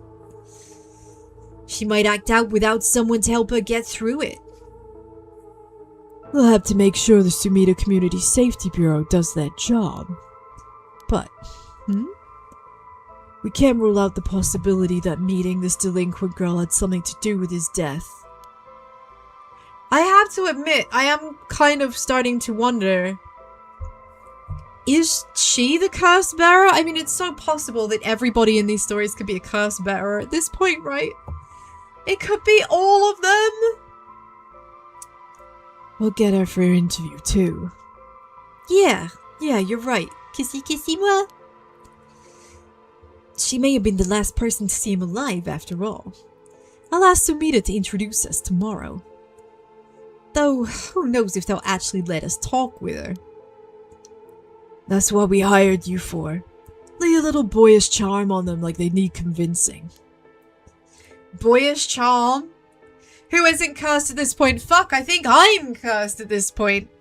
I've been jump scared so many times. Like, these long periods of, like, dialogue and stuff as well, they really serve to lull you into this false sense of calm and security, but at any moment, there could be a sudden jump scare. At absolutely any moment, and it is horrible. Yeah, I'm sure they'd prefer me over a scary-looking old man like you, boss. Watch it. I'm still your superior. You ought to act like you respect me at least. Oh, I thought I was. You were? Shit, is it just how your generation speaks? You really are a new breed. It's probably just me, actually. Well, I don't think you can get away with other people. So anyways, boss. Were you even listening? Look, we got quite a bit to look forward to tomorrow. First, the 2 Komagata High School cases that Hajime was handling. And we need to speak with his fiancée as well. I believe that's it for tomorrow. So we have a bunch of things to do. So this is our to-do list. These notes, I've come to realize, are separate and unique to each story. It basically serves as a quest log to remind us what we were doing between, like, hopping timelines, right? So the first thing, body found at the gardens. Time of death 2 days ago, 11 AM. Cause of death, heart failure. It looks like there was a struggle. The body was found by the groundskeeper, and we're investigating the person who died's fiancé and the 2 cases he was working. Tsustumi, your generation don't care what compliment or insult you had. So how about being consistent instead of bashing the newer generation? Respect is earned. Don't mean anything when you're older. You're not wrong about that. It's the very old mentality, isn't it?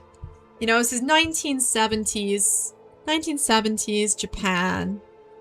And this dude, the boss, is very old school. He's already, like, in his 50s or 60s. Like, he's getting on toward retirement. So that means what? He was born in, like, fucking ages ago. My math... EP can't count. EP can't count. So, 60... And he's already 60... So, wait, 70s, then he's 60s. 60... 50, 40, 30... 20. So he was born in like the 1910s or the 1920s. Mega old school. He's really expecting to be addressed with like proper suffixes and probably something that we're not seeing, Bleaties. That we might have seen in the Japanese language version is that we may have seen the use of different stratified speech. So I think what he's wanting, Tsustumi is wanting to be spoken to with like a higher register Japanese, like maybe Keigo, which is very, very formal, and he's not being spoken to with that kind of Japanese, so he's like, why are you so rude? You know? Because he's speaking to him as if he's an equal. So is there anything else we need to ask about? No, that's... I just realized there's nothing else to speak about, but there is... I heard something. I heard something, and I don't like it. Is that it, then? I guess this is where the victim was found. It's clean now. It almost feels like nothing happened here at all. But once an incident like this has come to pass, there's no going back. And not knowing that is any consolation. Well, boss, I think that about does it. Yeah, it isn't the new generation's problem when they aren't open-minded. Yeah, you're not wrong about that. You're not wrong about that. I'm just adding some context. I'm not pointing the finger at anyone, I'm just adding context. I don't think that there's any wrong or right in this situation. It's a bit of a mismatch from both sides, isn't it? You know? The old mindset and the young mindset. It's weird how different they are. I guess the reason the gap is so obvious with these two in particular is one of them is like in his early 20s and the other one is like nearing retirement. So there's quite a big gap between them in terms of social norms. So the way that Erio is used to speaking to people, even though it's like just a few years older than him, they're more used to speaking to each other as equals. Whereas for Tsustumi, especially when there's such a huge age gap, that's kind of shocking almost. But Erio doesn't really understand because that's never been his norm, you know? Right, let's call it for tonight. I'll see you tomorrow. Jesus fucking Christ! Ah! God damn it. I need to start wearing a heart monitor. But that means I'd have to buy a heart monitor. Fuck, my heart. Oh God, what is that? Boss? What's wrong? Don't tell me you're going senile. So, Erio doesn't see it. Oh no. Damn it. It was that case all along. What's that? Tsustumi is someone that's older than you? Absolutely. It's someone who's much older than him and now he has to speak, Keigo. It was that case. So he thinks that this case is related to the case that he worked. That 20 years ago, I guess? Boss, what is it? Is there something over there? Blah!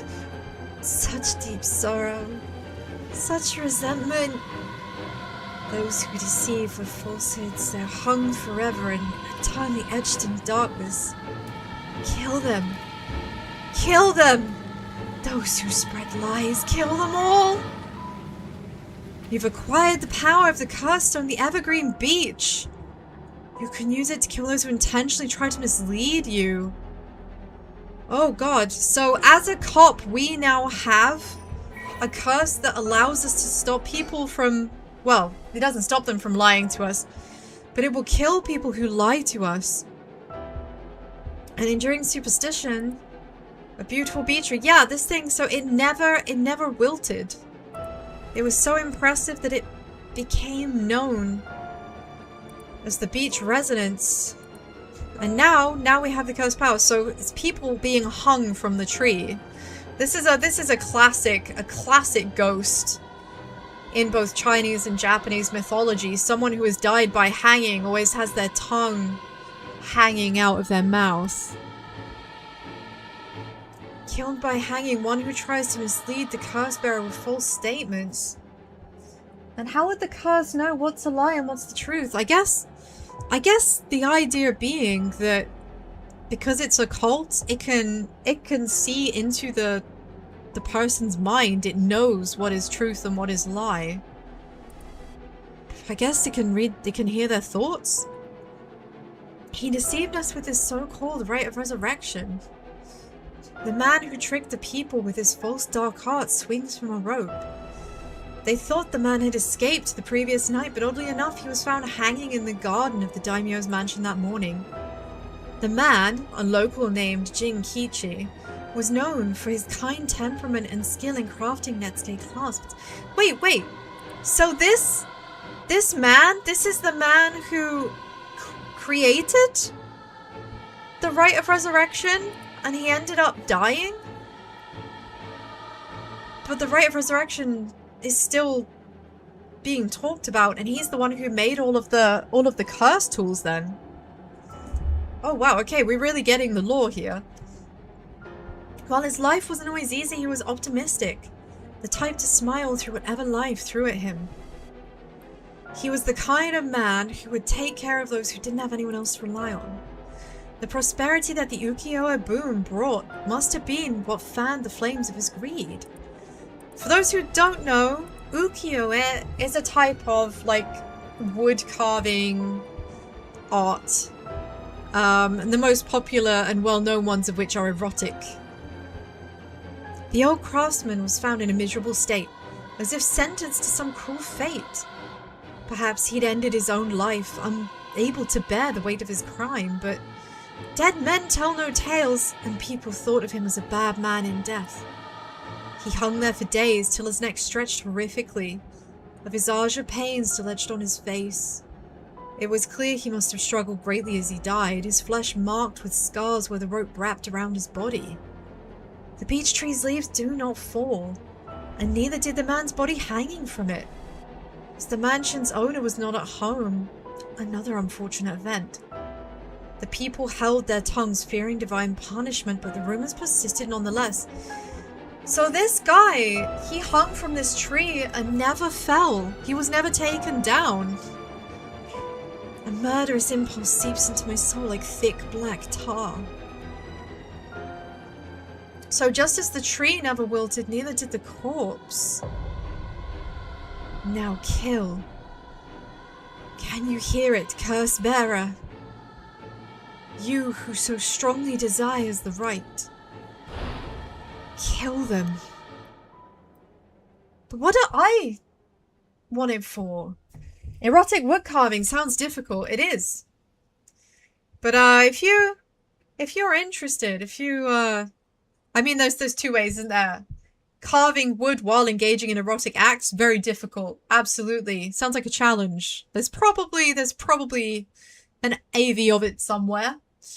But also, if you're interested in seeing what the erotic ukiyo-e look like, you can literally just Google that, erotic ukiyo-e, and you'll see dozens of them. They're still like reproduced even now as like tourist attraction gifts, like souvenirs and stuff, right? Where? Boss! Hey, boss! Kissy kissy! Kissy kissy! Oh, you're awake! Time for a smooch!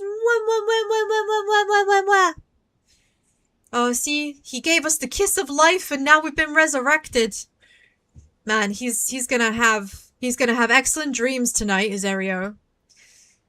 What the boss is gonna be dreaming about? That doesn't matter. That doesn't matter. We don't talk about that. Boss, what's the matter? Don't tell me you really went senile. Sorry, I'm fine. Erio, Yeah? I have some bad news. Oh no, your senility's kicking in, ain't it? No. We've got a bit of trouble on our hands. It looks like we'll be working some overtime. We're not going home tonight. Huh? What are you talking about? Yeah, right, he has such luscious lips. Pouty pouty, blah blah blah blah blah. Oh. Right, so we've got the very big slow burn bit out of the way, and now it's time to go and investigate. Tsustumi and Jun are sorting through the facts at the scene of Officer Hajime Yoshimi's mysterious death. Tsustumi denies the existence of the rite of resurrection until the curse echo of the Evergreen Beach appears before them. Le gasp! Le gasp! We were spooked by a hanging man! A horribly, horribly contorted hanging man. Yikes. The former Yasuda Gardens. Okay, so let me get this straight, boss. The rite of resurrection really exists? And to use it, you have to kill people using the power of curses from the 7 mysteries of Honjo. And the curse you have is from the story of the Evergreen Beach that's told in this area. Is that right? Yeah, pretty much. Imagine just straight up coming out and telling your junior detective that, and not immediately thinking, okay, I am about to be committed to the asylum. I'm 100% gonna be committed to the asylum. There's no way anyone is gonna believe this. Detective, what do you mean you'll be working overtime? How in the world are you gonna say, hey kid, I saw someone hanging without being hanged on a tree? Literally, how? He's just deadass come out with this and is like, it's okay, the kid won't think that I'm a lunatic, even though he thinks I'm already going senile. He's just gonna totally buy this, no probs. You're quick on the uptake. Well, you weren't your usual silly self when you were explaining, so I knew you were telling the truth. I'm never silly. The only thing I have trouble believing is that you're taking this occult stuff seriously now. I mean, talk about paranormal. I thought you didn't believe in any of that. It's not that I don't believe in it. Oh, kissy kissy, mwah mwah mwah mwah. My familiarity with it is why I've tried not to get too close. Are you just being a sore loser? Not used to admitting you were wrong? Oh, shut up and listen to me. No point in trying to hide things anymore. We won't get anywhere if you don't understand, so listen up. Just listen, please. You don't have to keep saying it, I'm listening. We don't have time to waste. We'll talk as we walk. Okay. Hey, wait for me, boss. The 70s cop music. What is this? What is this music? Oh, wow. I fully feel like I am watching an old-ass cop show. It has the same music that, like, the Yakuza TV shows used to have as well. Wow! Oh, what a tune. What a tune. Okay, there's only one place we can go right now, and that's Ryogoku Bridge. Or Twin Nations Bridge. So this is one of the last places we came as our previous boy, Shogo. Sorry, I just want to double check one thing. You're telling the truth, right? This isn't an effect on your senility? It's peak, isn't it? I love it. I love it! It's the truth. Not like I can prove it, though. I guess I have to think. Revealing the existence of a secret department is against the rules, even to a fellow cop. Oh! Wait, he's literally part of an occult department? They have a secret department of occult shit? That is wild! That is wild! But this is an emergency, and I need the help, so I'll tell him. Yeah, detective, just show the curse stone if you have one. That's it, just pull it out. Just wave it around. Can I just check my... I can't look around very far, which is a little bit concerning. So I have to trust him. I have to trust that Jun isn't going to stitch me up somehow. He's not stupid, but he sure can be slow sometimes. Though I think the positivity of his may come in handy. Well, so now I have to tell him about the secret ghost police. The secret ghost police! I'm sure you already know this, but it's top secret. No sharing with anyone. Right, you can trust me not to. But no, I just can't believe it. I heard rumors that you used to be a member of the secret division attached to the Security Bureau. I can't believe we actually have a department of paranormal affairs. They do. They have the ghost police. Oh my god, I love this. I hope that's real. I hope that's real. A bit like in Control, right? Where they have like the department of like SCPs. You know, like the secure, contain and protect protocol. All of this spooky shit that just gets locked into rooms. Crazy. I'm sure it comes as a shock. I couldn't believe it myself. I thought the higher-ups were messing with me. Really had me worried for a while there. No, this is incredible! That's the whole reason I became a cop. I was always fascinated by secret agencies and stuff. Are you serious? But thinking about it, it totally makes sense. If curses and spirits really do exist, then of course we'd need a special department to protect citizens from them. You seem a bit too eager to believe all this. And hang on, I thought you joined up because of me. I mean... Oh, wow. Caught in a lie. I'm just gonna have a quick sip. Got a tickle in my throat. Bleh. Man, the apple and mango sparkly water is God's nectar. Damn, it's so good. Oh, come on, boss. Do you only have one favorite food? You can like more than one thing. I think he just admitted to being bisexual. I don't know, man. Yeah, whatever. In any case, the official stance is that the supernatural doesn't exist, so paranormal affairs operate in secret. But I thought Mio said it was becoming more and more foreign when it came to the paranormal. That would imply the department was invented by folks that were investigating the paranormal.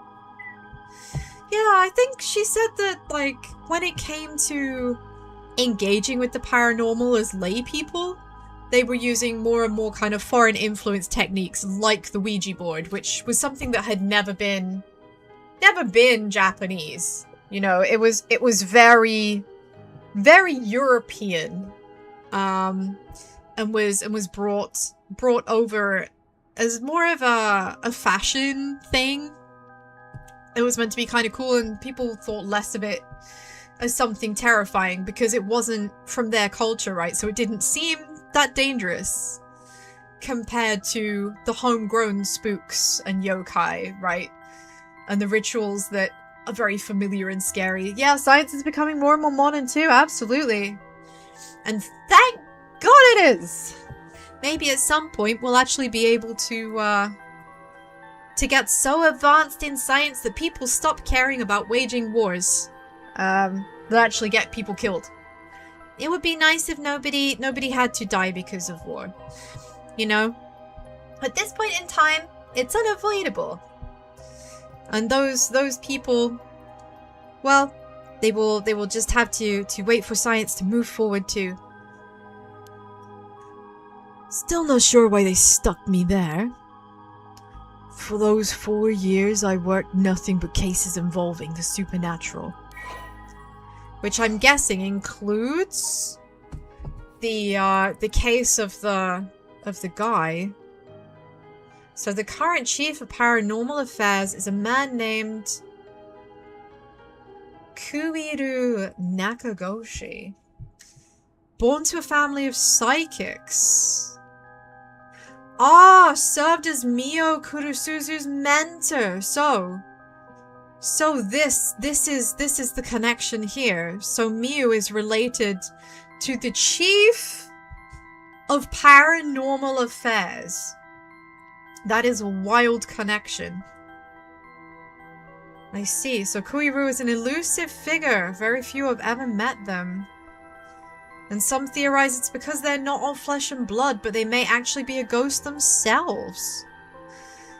The seat in his office is usually occupied by a Nue, a legendary creature found in Japanese folklore. It resembles an ordinary white thrush? What is a white thrush? I'm gonna have to look that up, aren't I, Bleaties? And acts as Kuiru's messenger. Yeah, suddenly now he saw something paranormal while being in the paranormal department for 4 years. So what caused it to be more prominent? What indeed? What indeed? I'm kind of wondering, like, what changed? What changed? Was it the loss of his wife and child, maybe? So, we've already revealed the existence. It was kind of necessary. So, do you know, have it? Have what?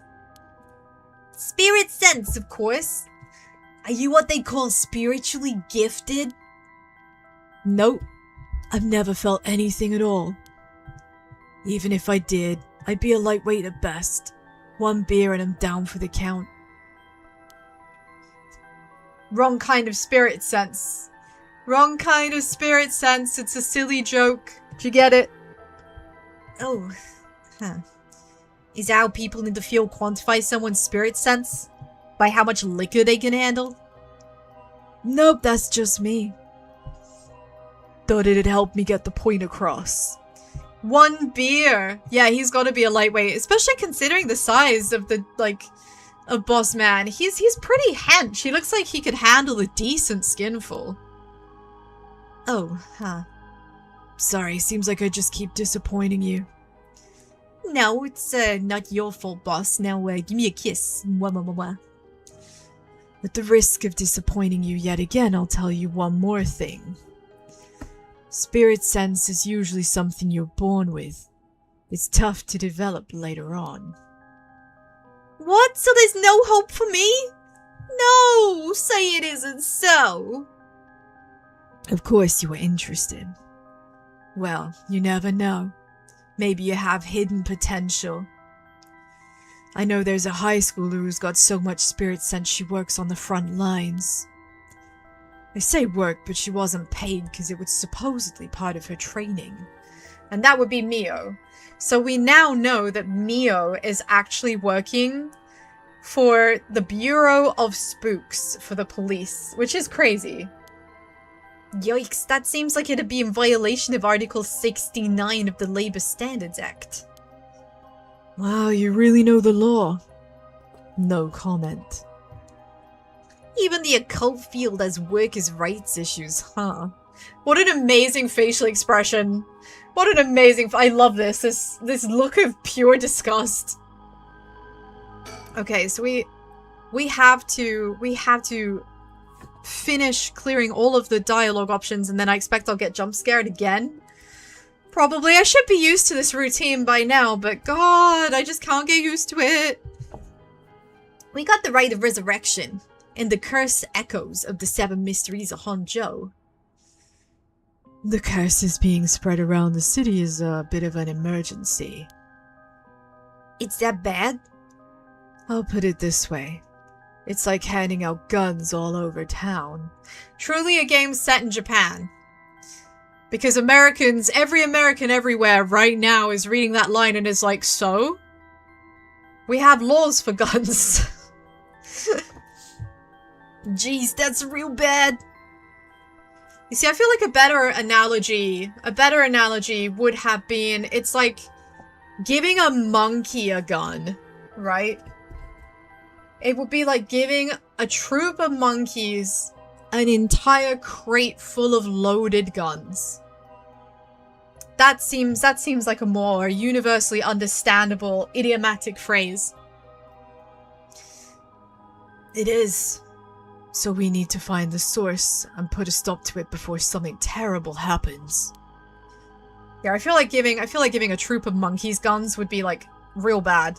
I seem to remember, isn't there a famous like clip somewhere of a monkey actually getting hold of like either an auto or a semi-auto somewhere in Africa, and it's just like pulling the trigger and firing it off in random directions. Crazy. Absolutely crazy. Usually it'd be a job for paranormal affairs, but I talked to them on our way here. The main team is tied up till tomorrow night. Now he pouts too, So they told me to deal with it myself. Said it'd be fine since I have some experience. What? Then that overtime you mentioned means... Yep, you're gonna help me, partner. Alright, let's do it! Man, Erio's just having like the best fucking day of his life. He's partnered with a man he idolizes. He's working on a case that's paranormal, which he thinks is fascinating. And now he's officially on the case for the Bureau of Spooks. This is like the best day ever. You seem a bit too eager to dive into all this.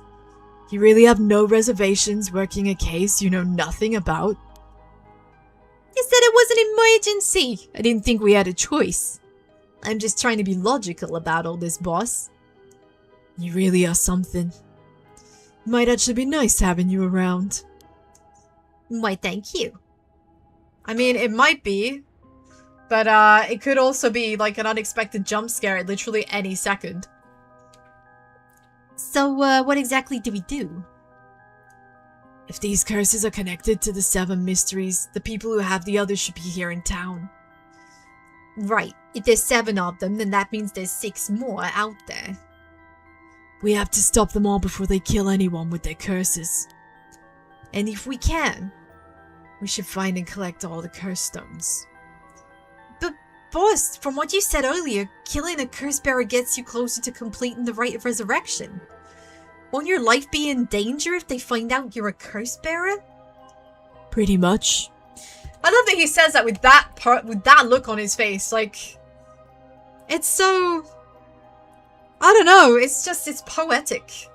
It's poetic. But aren't you afraid that you could die? Yeah. Yeah, I guess. He is like...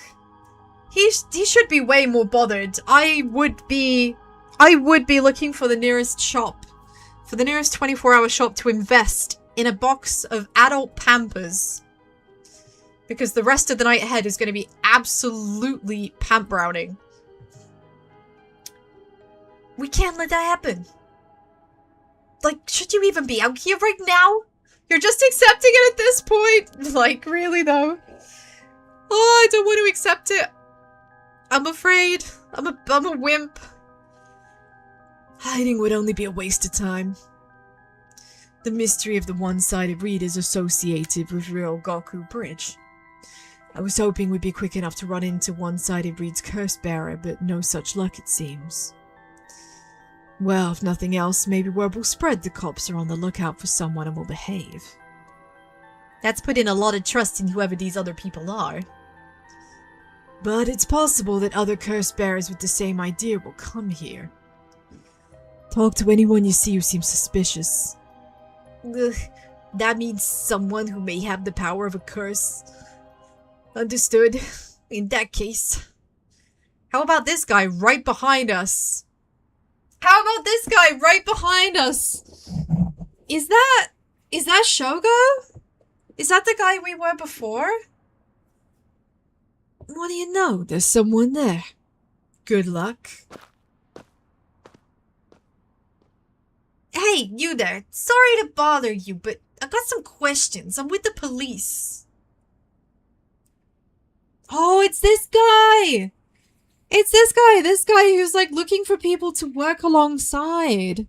Or so he claims. He claimed he had only 1%, but when we took his power, we gained 20%, I think, so he definitely already killed people. Thanks for your cooperation. We'll be asking you a few things, Mr. Yutaro Namigaki. What's your name? Yutaro. What? Do you all remember this guy, Bleaties? Yeah, it ended up with our demise, it did. This was the guy who was like, what's that? You hear the drums? And then I had to literally mute my audio so that I couldn't hear it in Survive. So I wonder if he's gonna try that shit here, in which case now I know the trick. I'm ready.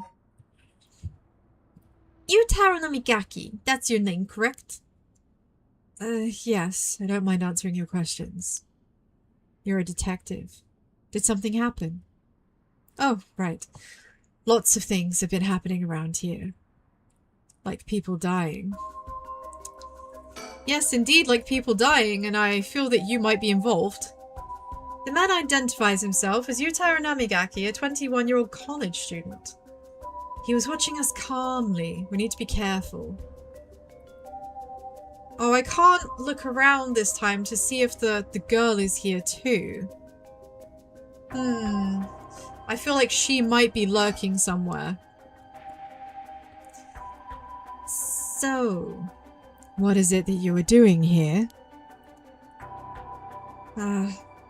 It must be the incident at the former Yasuda Gardens. The dead policeman?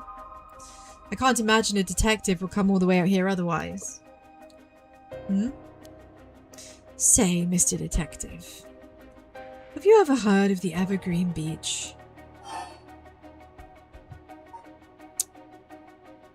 How about you answer my question because I'm the policeman? The fucking cheek of this guy to be like, answer my questions. How about no, answer mine? I am literally the police. I am the law. And you will answer me first. How about you answer my question first? What were you doing here? I was answering your question. I came here to look for the Evergreen Beach from the 7 Mysteries of Honjo. Actually, I was wondering if either of you knew anything about it.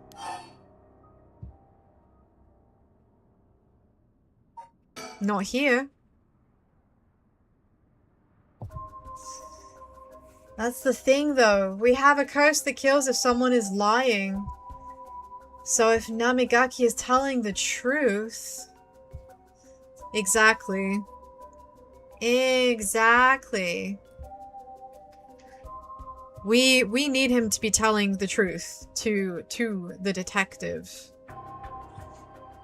If it's the Evergreen Beach you're after, you're better off looking around the former Yasuda Gardens than here. Ah, you know a lot about this. But that's what I thought. Detectives, you have the cursed stone of the Evergreen Beach, don't you? Erio, you definitely shouldn't have reacted.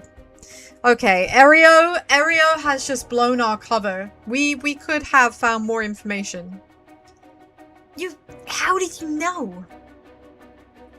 Erio, you idiot. Well, that was much easier than expected. Oh crap, sorry. It was simple inference. I figured you would have taken the curse if you were just in the gardens. If you know that, then you must be a curse bearer yourself. I have no intention of hiding anything. I plan to tell you from the start. Look. This is my curse stone. I believe it's called the Foot Washing Mansion. That's right. But are you sure about this? I'm not so rushed that I'd kill someone as soon as I found out they were a curse bearer. Not without talking to them first.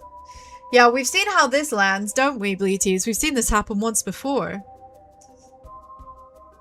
You're the same, aren't you, detectives? You wouldn't use a curse on A normal person. Let's speak as equals, shall we? So it's letting me use the curse now, which basically means he's trying to deceive us. He's trying to deceive us, and we have that on good authority. Now, I'm not going to press the button to use the curse, but I have a horrible feeling the curse is going to do what it wants regardless. Boss? Sure. We'd rather resolve this amicably too. He really is a curse bearer. He may only be talking with us to try and activate his curse. I'll have to be wary of anything he asks me to do. I could tackle him and pin him to the ground, but that might have something to do with the curse. Any slip of the tongue could get us killed. I have to discern what activates it. So what do I do? Well, I don't know what activates it. Unless, was it the same? Wait, didn't the girl Yakko, didn't she originally have the foot washing? No, maybe that wasn't that one. Maybe that wasn't that one. Because it was like you had to wait 30 seconds. But I can't see anything else or anyone else in the area. If this were a normal case, I'd be fine letting him take the reins, but curses are involved, so I should take over. Is there anything else in the environment I can look at? So, before we talk, there's something I should tell you. This is my curse stone. The Evergreen Beach, just like you thought. What? Boss, why'd you tell him? As for how the curse works. Boss, are you having another senior moment? If you tell him that. It was him that had the curse stone in the prologue. Yeah, exactly. But the woman in question hasn't been explained yet. No, she hasn't. I'm very keen. There was a woman when we previously saw him. It hangs to death anyone who tried to mislead me. So, if you lie to me, the cursed stone will let me know. I don't have to use it to tell. Understand? Well, really? That's super useful. I see. Understood. That's a pretty useful power for a detective. It is, isn't it? That's a remarkably useful power for a detective. Now then, let's talk. Damn. Seems I've lost the upper hand. No point for petty tricks then. I'll be honest with you. So far, so good. Where is she? I feel like she's going to appear in the background or on the bridge at some point.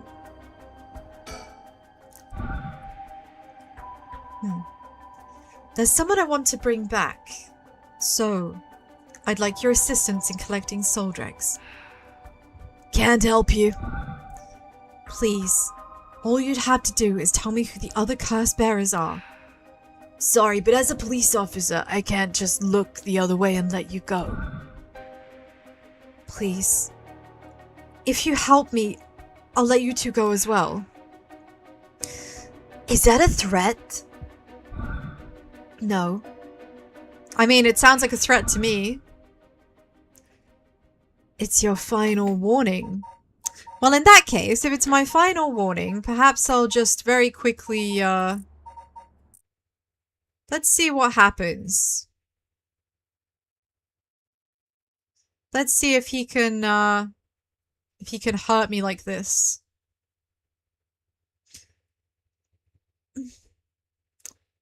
My curse. The foot-washing mansion. Did you really think you could escape it by just being careful?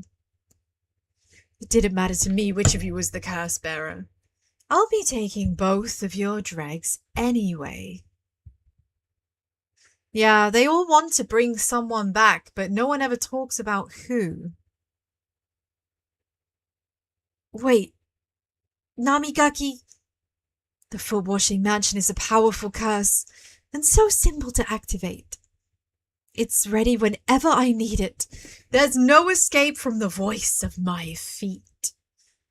I mean, that sounds like someone's fetish. Erio, get out of here, hurry. I'll find you later. What? Oh, okay. Too late. Hear the voice of my curse echo.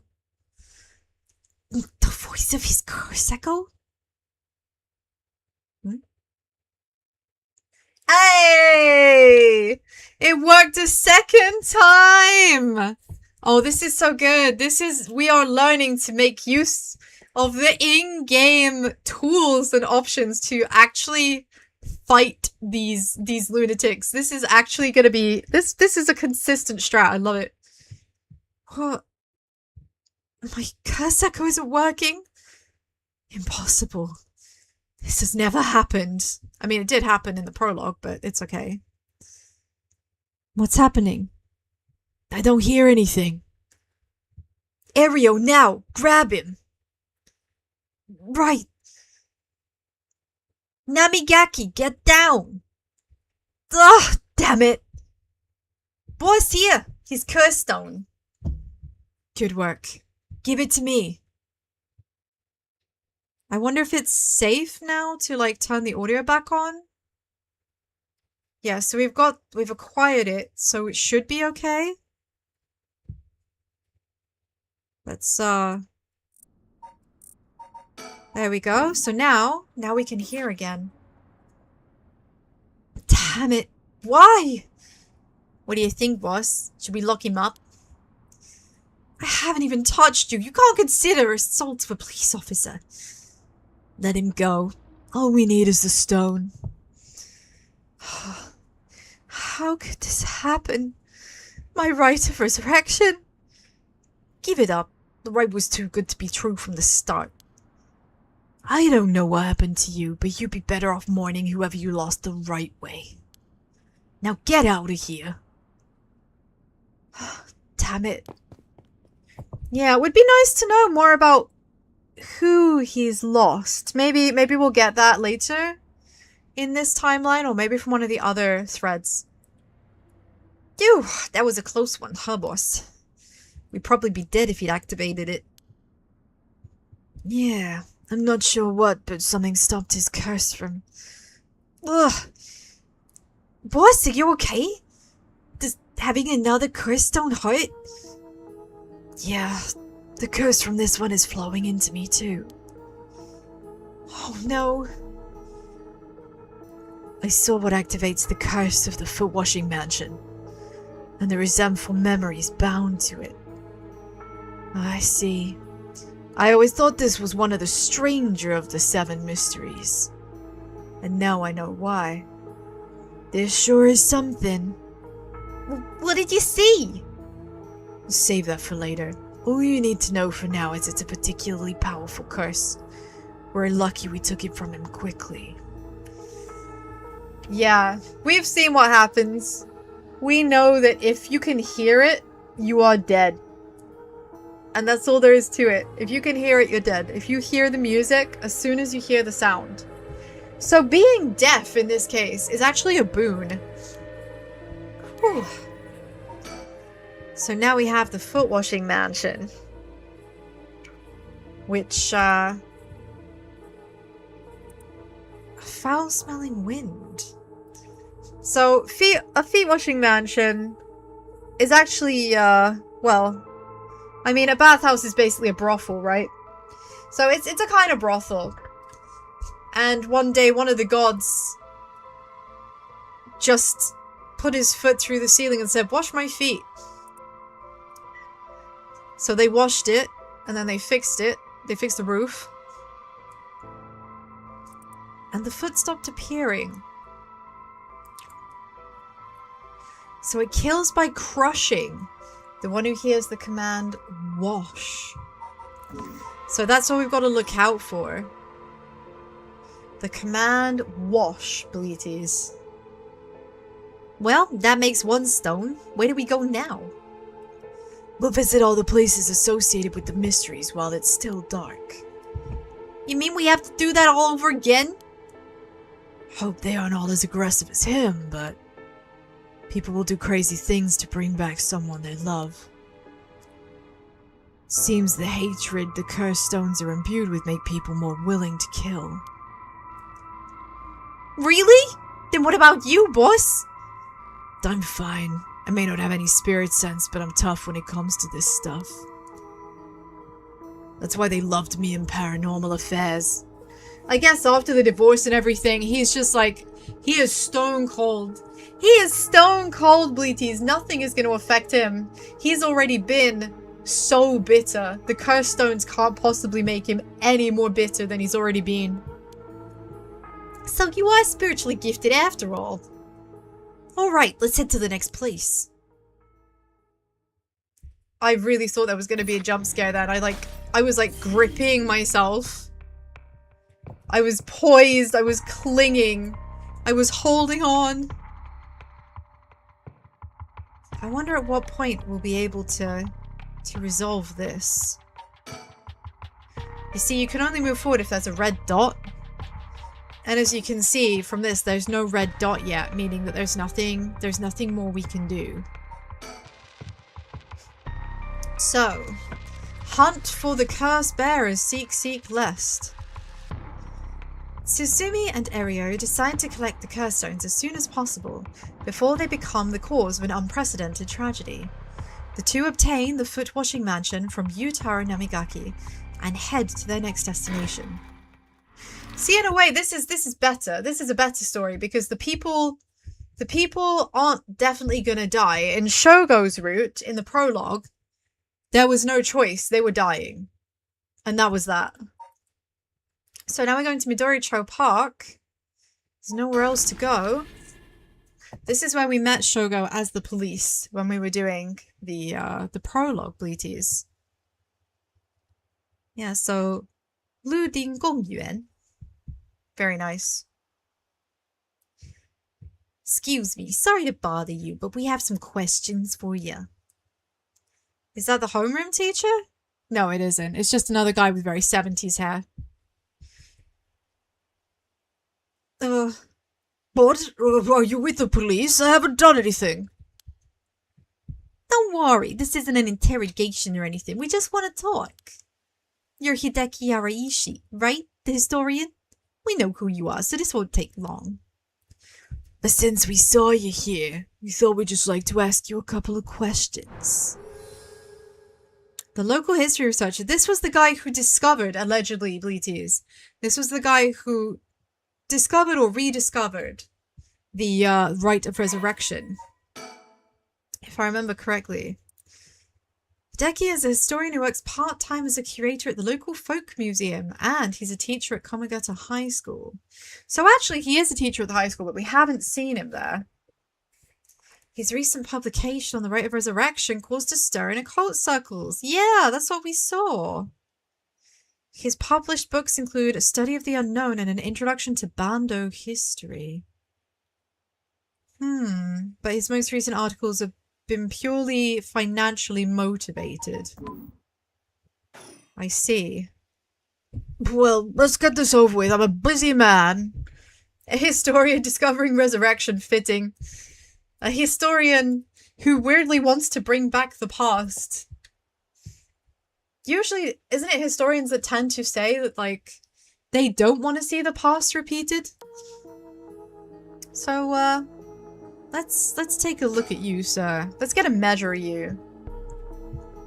From appearances, it's hard to imagine this small, bookish, well-spoken man is dangerous.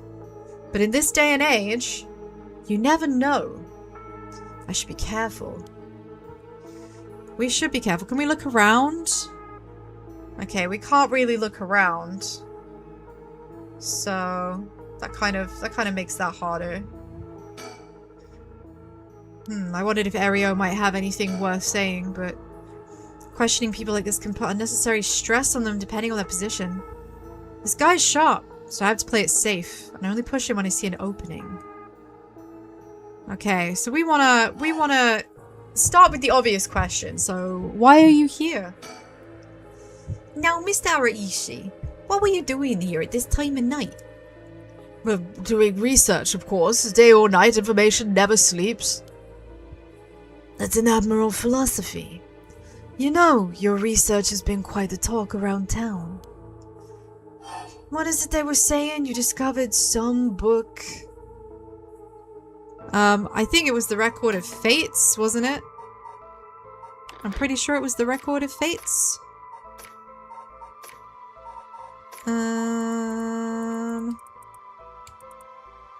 I think it was. Why can't I find that information? Oh, is it maybe in, like, persons of interest instead? Yeah. So I think...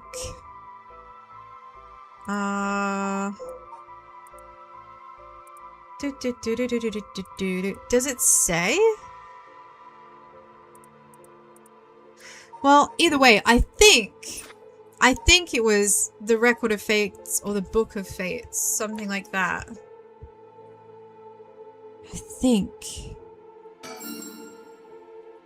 I think so. Anyway, if that was wrong, then whoops. Right, you found some kind of ritual in the Record of Fates. What? Don't tell me you want to know how to carry out the rite of resurrection, too? To be perfectly honest, I'm tired of people asking me about it all the time. None of you even care about local history. You just come crawling out of the woodwork when something interesting comes up. Wow, this man is really bitter. This man is filled with resentment because he clearly has spent his entire career trying to generate interest in local history. And no one has given a flying fuck about local history. And as soon as he talks about something weird and occult, all of a sudden he's gained traction, and he's very upset about that. Looks like I hit a nerve. If you think you can force me to tell you because you're a policeman, you're sorely mistaken. Actually, no, I do think I can force you to tell me exactly because I'm a policeman. Like, you absolutely have to tell me about these things, otherwise I will just fucking arrest you. Are you doing all this research so you can use the rite of resurrection yourself? You're a policeman. Do you really think people can be brought back to life? Everyone I meet. Pitiful. So you don't believe in the rite?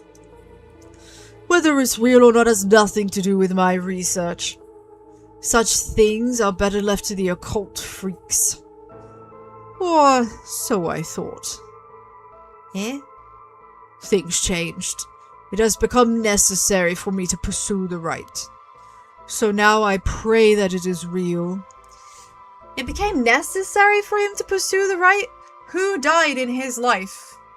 Who died that he needs to resurrect? As a history buff, one would think that him of all people would know better than to go fucking with a corpse. As Lady Maria famously said, a corpse is best well enough alone. A corpse is best left well enough alone. What changed? I'm sure you can imagine. The funds for my research. Oh, okay. Of course! Of course, he's an academic! Oh, of course all he cares about is being funded for his research.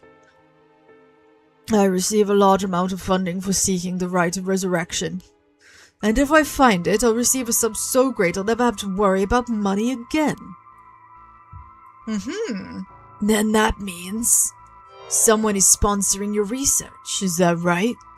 Someone is sponsoring the research? That has to be someone that really, really, really wants the rite of resurrection. But who would that be? Who would be sponsoring? Who would be sponsoring the research?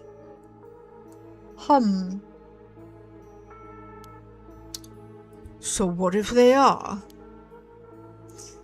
You have no idea how hard we work to secure funding for our research. I have no interest in teaching those children. Listen to me. I'll tell you one thing. Those experts you see writing provocative books or spouting nonsense on TV to try and get popular, all of them are just trying to get the money they need to do their research. With how popular the occult is, saying something even remotely spooky could lead to big money. What? But I bought your book! The pursuit of the unknown begins, first and foremost, with belief. I was so inspired by that bit. Man, Erio really is very, very innocent and wholesome. I do appreciate your patronage. Unfortunately, however, the occult is not my true interest. The fate of the unknown is to be destroyed by thorough research and deep consideration. No way, I can't believe it. Kissy, kissy, pow, pow, mwah, mwah, mwah, mwah. You're surprisingly innocent. I agree, he is surprisingly innocent. So let's ask him about the Record of Fates, Bleaties. Why were you even looking at the Record of Fates to begin with if you have no interest in it? This Record of Fates? Where'd you get your hands on it? The storehouse of an old private residence in the city, just as the public was told. I am unable to be more precise due to an agreement with my informant. Informant, you say? What informant?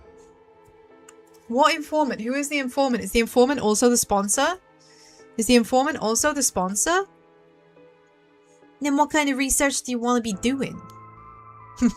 I'm sure it wouldn't interest you, but to put it simply, the focus of my research is on how historical accounts transform into folklore over the years as they're passed down from generation to generation. Okay, no fucking word of a lie. That sounds fucking cool! That sounds like the most interesting fucking research. Right? That sounds like the most interesting research.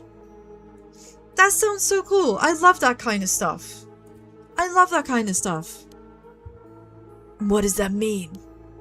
Due to human bias, the account of any event is inevitably changed by the person communicating it. This is not necessarily done with ill intention. It happens when someone tries to fill in the gaps in a story that lacks detail. Or when something's left out or abridged because of the story's length. Or when a story twists and shifts as it's spread through oral tradition. Even when two stories are told about the same event, difference in culture or environment affect how it's told, changing its content. Wow, this is the most meta shit. That's literally this game. That is literally this game! Silly little things like that can turn into terribly mysterious legends. My research is the study of how history, culture, and legend all influence each other. I see. Take the 7 mysteries of Honjo, for example. Why are some of the mysteries seemingly about nothing particularly interesting? You'd think stories wouldn't last a decade, let alone 100 years. So why? Perhaps putting it that way piques your interest. I admit it, I am curious. So that's what you've been researching all this time? Makes sense. As I said, it doesn't matter to me whether the right exists or not. If people in the Edo period believed that was written in the Record of Fates was real, that's all I'm interested in. I see. Well, in that case, we need to know even more because that doesn't explain what he's doing here. Was the research you were doing just now also related to the rite of resurrection? Well, yes, that's right. What exactly are you looking for? I have no reason to tell you that. You wouldn't understand anyway. I mean, I definitely won't understand if you don't tell me. Jeez, this guy's evasive. Alright, we'll ask him more about his research first. Maybe then he'll open up a bit more. But I have to be realistic. The research I'd like to do is unfortunately not very lucrative. That's why I need to take some risks. What kind of risks would those be, Mr. Arashima? Well, in that case, I think I might have a guess as to what it is you're looking for. I mean, he's either looking for cursed stones or a cursed bearer.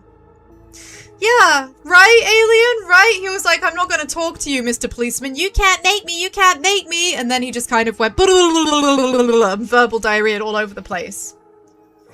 He just straight up lied to our faces. He said he wouldn't talk and then told us absolutely everything. He spilled his guts bare. So what do I think he's looking for?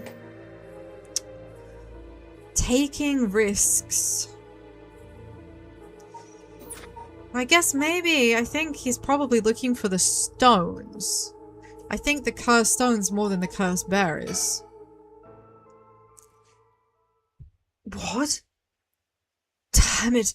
If you know about that, then... Calm down. No need to get so defensive. We hit the nail on the head, please. We hit the nail on the head. Ding, ding, ding, ding. He's looking for cursed stones. He wants to prove that there's some truth to the right. Don't need to get so defensive. I guess we'll show him. We both want information, right? So why don't we have a nice friendly chat? A cursed stone! You are a cursed bearer! Relief. Is this the Evergreen Beach then? Yep. Will you show me yours? Oh, he's the guy I see ever burning. Oh, Bleaties! Bleaties, we killed this guy. This is the guy that we killed in the dark room. Oh, shit. Oh, wow. Now I have a face to the murder. I feel kind of bad. I feel kind of bad. This was that guy. Oh my god. So the guy who literally, like, wrote all the articles about this stuff was one of the first to get bitten by it. Whoops. Whoops. Interesting. Do you know what? I will just tell him the details because I think that he'll be more likely to be honest with me if he knows that by lying to me, he's going to end up hung in a tree. I'll tell you this for free. The Evergreen Beach comes from a man who was hanged for spreading false rumors. But the accusations against him were unfounded. He died cursing those who deceived him. Oh, so that is the resentful memory held within the Evergreen Beach. The memories of the 7 mysteries truly are fascinating. If only I could collect them all. Well, guess what, Mr. Ariishi? You won't be collecting any of them because I'll be taking those from you. Thank you very much. Detective EP has come to reclaim the guns from the monkeys. Do whatever you want, but you should know something. The stone of mine lets me curse anyone who tries to mislead me. But what? But... So don't try to lie to me. I'll know. You would curse a citizen? Or do you call yourself an officer of the law? Okay, but you as a citizen would try and curse a policeman and you call yourself a citizen? Works the other way around, bro. Well, that depends on you. I don't want to use it if I don't have to. But what is it you want? The cursed stones are dangerous. So, I'd like to confiscate yours. Yeah, so that was 4 stones in total. The detective, the teacher, the student, and the lad that tried to manipulate us. Yes, that's right. Yeah, so we saw 4 previously. We didn't see this guy's curse stone, but we did see his curse. When we went into the pitch black room, and the only way to stop him from killing us was to switch on the lighter that we had in our pocket. And then, because Shogo's a murderous nutcase, he murdered whoever was in there, which I'm guessing was this fellow. Arashima. Excuse me? But my right! Oh, but you don't have the right, but you don't have the right, but you don't have the right, but you don't have the right. But I have the right. You will be giving me that stone now, please and thank you. First, let me ask you one thing. You haven't used that curse, have you? No! Of course I haven't, I swear! I see. Good. Now, why don't you hand over that stone? Unless you'd rather try using it on me instead. Damn you, I won't give it to you! If I were to say that, what would happen? Would it be a crime? Wow, so he just like deadass was like, go fuck yourself, and then he was like, oh, I'm sorry, Mr. Policeman. Like, can I say that and still get off scot-free? What an absolute loser. This guy is a loser. This guy is a proper chud. The police are aware of how dangerous the stones are. I could arrest you under Article 1, Section 2 of the Minor Offences Act. Or you hand it over and all you lose is your secret ability. Think of what would happen to all your research if you were arrested. Money hungry indeed, alien. You are spot on. This guy just really wants to use this stuff to write more articles and do more research, but it's dangerous. It's really dangerous. People will die. People will get killed. This is bad. He's thinking about it, though. He's thinking about it. The fact that there's a big empty space here makes me very concerned, so I'm just going to have a quick drink. Because if there is a jump scare in that space, I don't want to sputter my drink all over everything. Okay. Right, Bleaties. Time to be afraid of what's about to happen. Fine. You can have the stone. Here. Oh, did he really just give it to me? Something bad's gonna happen. I'm sure something bad's gonna happen. So the ever-burning lantern kills by disembowelment one who finds themselves trapped in the darkness of the curse echo. So yeah, so this is what I was saying. We survived in that room only because we had a lighter, so the curse was not able to activate. We were very lucky. There's also the tale of the never-burning lantern, another telling of this story in which the sober car's lantern always remains dark, refusing to be lit, so it has two versions. Thank you for the hydrate, lady. Good to see you. I hope you're having a wonderful day. I'm having a very spooky day. I'm doing my best not to be too freaked out. I'm doing my best to be brave. I've got my pacifier to keep me safe. To stop me from biting off my tongue when I get jump scared. Good choice. I look forward to seeing how your research pans out. Oh, right. Would you mind telling us everything you know about what's going on?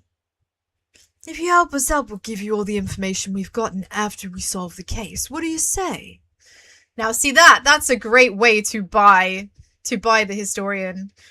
It's a great way to buy the historian because that's what he wants. He wants data. He wants knowledge.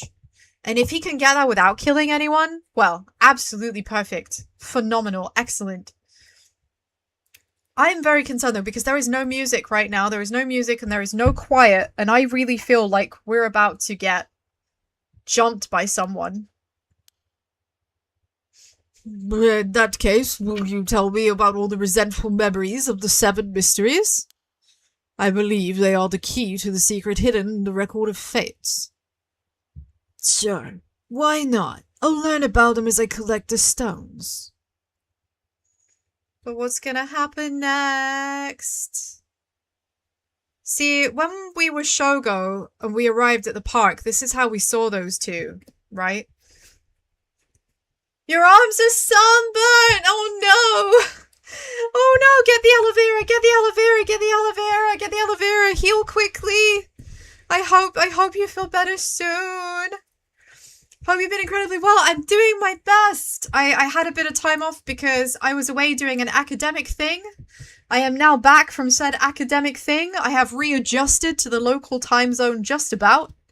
And now I'm back scaring myself to death. And I do it all because I love you guys, because I love my bleaties.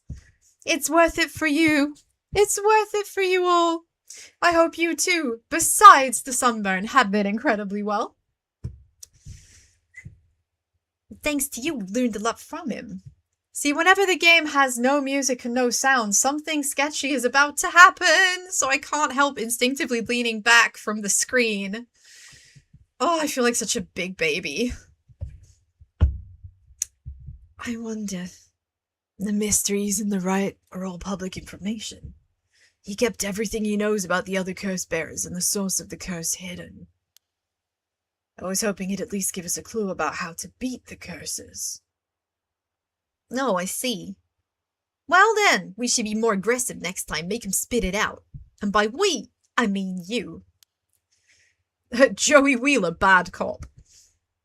I'm guessing he wants to save his curse. He wouldn't have told us anything no matter what we asked.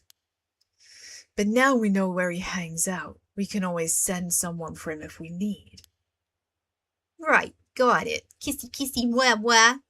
Man, he keeps making pouty faces every time. I can't help it. Every time he pulls that face. You don't think the teachers know and or care about defeating the curse? No, I think that you're absolutely right about the alien. I don't think they care.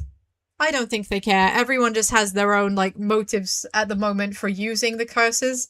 And no one is actually interested in, them overcoming them. I'm surprised to hear there are actually 9 of the 7 mysteries, though. Yeah, that's 2 extra curse bearers we have to find. Wait, so that's 9? There's 9 this whole time? We've been laboring under the apprehension that there are 7 because there's 7 mysteries, but there's actually 9? We've confiscated 2, so there are 6 more. They could be anywhere in this town. We have to find them fast or they may start the curses. No, I think we're already too late. Huh? Oh, come on. There were dregs. Yeah, so Namigaki, we know that he was lying when he said he hadn't used it. I wonder if... Bleaties, do you think maybe I should go back and actually, like, use my curse on him? Do you think that we should use the curse on Namigaki's curse stone? Because we know he was lying to us. We know he was lying to us. There were some dregs in Namigaki's stone. Then he already killed someone with it? It's not much, so it probably wasn't a curse bearer. Shit. Well, we know who did it. We can make arrangements to take him into custody. We'll have Paranormal Affairs pick him up tomorrow, but for now we'll continue our search. Right! On to the next place. We just have to cross them off the list one by one. Yeah, we just have to cross them off the list one by one. I just have to not get jump scared by every single one. Boss? Good to know we can use the Minor Offences Act to arrest people with the curse stones. But why didn't we do that with Namigaki? If we could do that, there'd be no need for Paranormal Affairs. Oh, because he was talking bollocks and he just knew that the teacher wouldn't know the law. So he completely bullshitted him. Nice! Nice! What grounds would a normal detective have to put him under arrest? Oh, right. Yeah, I suppose that's true. I suppose that's true.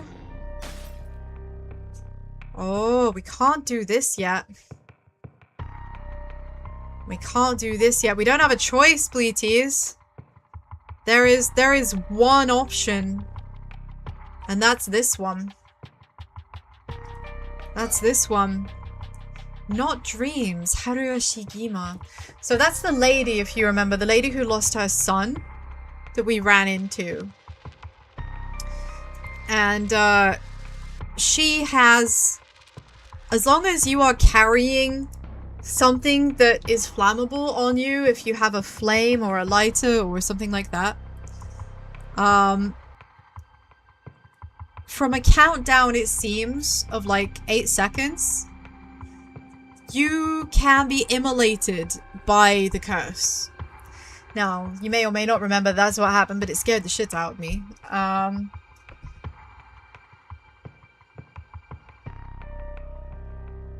So we have not dreams now. When the son of Hurue Shigima was kidnapped, a botched investigation by the police resulted in the child's murder.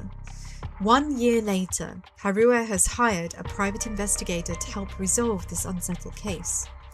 Late at night, while speaking to the detective at her home, something strange suddenly appears. So, the detective, we know that this guy's a private investigator, but he seemed in on it. Yeah, this is not even the most unpleasant thing we've heard today. This is not even the most unpleasant thing we've heard today. The most unpleasant thing was definitely how a girl was brutally murdered and disemboweled. That was way worse. So here is her spook, the fire. May those who mock fire's flame perish in flame. Kill them. Kill them. The flame varies. Kill them all. So anybody who's carrying a fire-starting device will go up in flames. So this is the Haunting Clappers. So the Haunting Clappers, we finally have a bit more information on. Kills by burning the one who is in possession of fire or a fire-starting device. Red, red, red. Everything is dyed crimson. My home is burning to the ground. It's so, so hot. I must call for help. But I cannot speak. My throat must be burned from the smoke. No, no, I'm already on fire. That's right, I'll use the clappers. Clack, clack. Is anybody there? Clack, clack. Why is no one coming? I'm gonna burn to death. How did it come to this? Oh, right. Her. It must be the work of that vixen who appeared suddenly and enchanted my lord. That witch, those hauntingly cold eyes had my lord dancing in the palm of her hand. Perhaps I was also taken in by her. How many innocent people did I lure under orders? This must be karma. The sound of a heavy bell. It feels like... My head will split open. That's supposed to say my and it says May. Somebody missed that in proofreading. Right, the evening bell. That must be why nobody can hear the sound. I've got to do it louder. Clack, clack. That truly sounds like an awful way to die. An awful way to die. A murderous impulse seeps into my soul like thick black tar. And now... kill. Can you hear it, curse bearer? You who so strongly desires the right. Kill them. So this is starting a bit differently. The other story started with us like meeting people, but this one has started with us acquiring the curse right away. That's quite different. Back with me, ma'am? Yes, hello? So this is the investigator who looks like a JoJo character. Can't say I understand what just happened, but it certainly seems to put you in a good mood. This might be the first time I've ever seen you really smile. Yeah, she looks like she hasn't slept for about like 12 years. This poor woman mourning the loss of her child. Sweet dreams. Hurue Shigama. The housewife. A housewife who we met previously, but we knew only about her child being kidnapped and murdered.